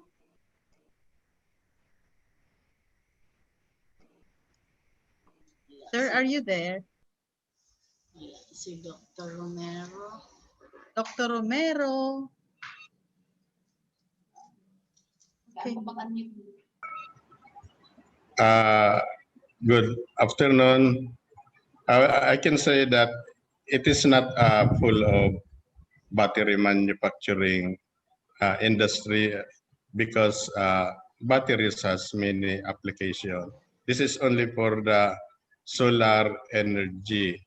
That because what I've tried to establish here, because the solar sprayer usually they are used during daytime, so there is no need to store energy so that we can have a reserve during nighttime. Usually the solar panel are used during daytime, so we can have a connection directly to the solar panel. So in this case, using that solar panel only, we can save money, and the weight of the solar sprayer is being reduced because using battery it's an additional weight. It is dangerous, and we can say hazardous to the farmers. Thank you very much. Okay, so thank you so much, sir. Thank you. Do we have some more? Ma'am Adele? Yes, thank you, Ma'am Mariel. I am just curious because we had been this solar powered sprayer, and the same thing as what we have before, yung solar powered motorcycle, solar powered electric lights. Actually, in our university, we have a lot. Yung mga electrical post, ilang electric post namin is puno ng solar powered, but this time it's no longer working. So what will be the shelf life? And if you try to compare the discharge performance of this solar powered sprayer, will it be comparable to the one which is which is powered by electricity? How do you compare, sir? The cost, sabi mo, this is lower in cost. Lower in cost. Yeah? But what lower about in cost. performance? With regards to performance, the life of the solar sprayer will depend only on the solar panel.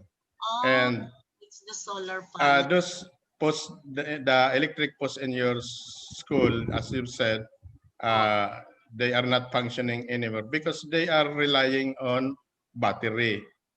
Sometimes the battery is already damaged, so it will not function anymore. While the solar sprayer is not using battery, it will rely on the on the lifespan of the solar panel only, no battery.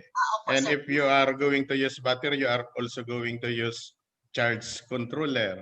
While this device that we are trying to establish, you will not use also a charge controller. Okay, sir. Thank you, sir. Have you tried, sir, comparing the discharge performance of your solar-powered sprayer compared to the electric-powered sprayer? What I trying to establish there is I compare that using the battery, but not the one directly connected to the like Casurico. That is 220 volts, only for 12 volts. And as I mentioned there, the discharge performance using the solar panel only is much higher compared to using battery. But what I observed there is that it is fluctuating. Fluctuating, meaning it is not on a steady state, unlike the using battery, it is steady, but it is lower compared to using solar panel only. So I think there could be an advantage if we will remove the battery. Okay, sir. So, Thank you, ma'am. Pwede ba yan, sir, i-recommend for use doon sa mga car wash? Yes, that can be used for car wash. Okay po. Thank you, As sir. I mentioned it there, it can be used for car washing. That's right. Because car wash, they are also using electric motor pump to produce better pressure. Okay, sir. Maybe the next move is for you to have it patented. Thank you, sir. Congratulations. Thank you, madam. Thank you. Okay, so thank you so much. Thank you for your presentation. We would like to thank the 15 presenters, 5 from the numerical, business and accounting, and 10 presenters from agriculture, environment, and health. So before we end the afternoon session, we have an announcement from Dean Burns.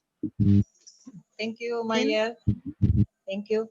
So may I announce for the following presenters, please submit PowerPoint with narration. Your PowerPoints do not have narration. So we'll wait until morning tomorrow, October 6th. These are Miss Clerigo, Mr. Jacobo, Mr. Camo, and Mr. Soto. I repeat, Miss Clerigo, Mr. Jacobo, Mr. Camo, and Mr. Soto. Please submit PowerPoint with narration po, with narration. So for the audience, both those who are viewing in Zoom or YouTube or Facebook, in order to secure certificates, please register. So there are 2 requirements for the certificate. You register, and at the same time, you also fill up the evaluation forms. The evaluation forms will be accessed through a link which will be created a little later. So repeat, those who want to secure certificates, you have to register and fill up the evaluation forms. Thank you, Ma'am Mariel. Yes, thank you, Dean. And so we would like to request everyone to turn on their video, your cameras, and we're going to have a class picture. Class picture talaga. Okay. Okay, let's go out. Sir Ken is waiting for us.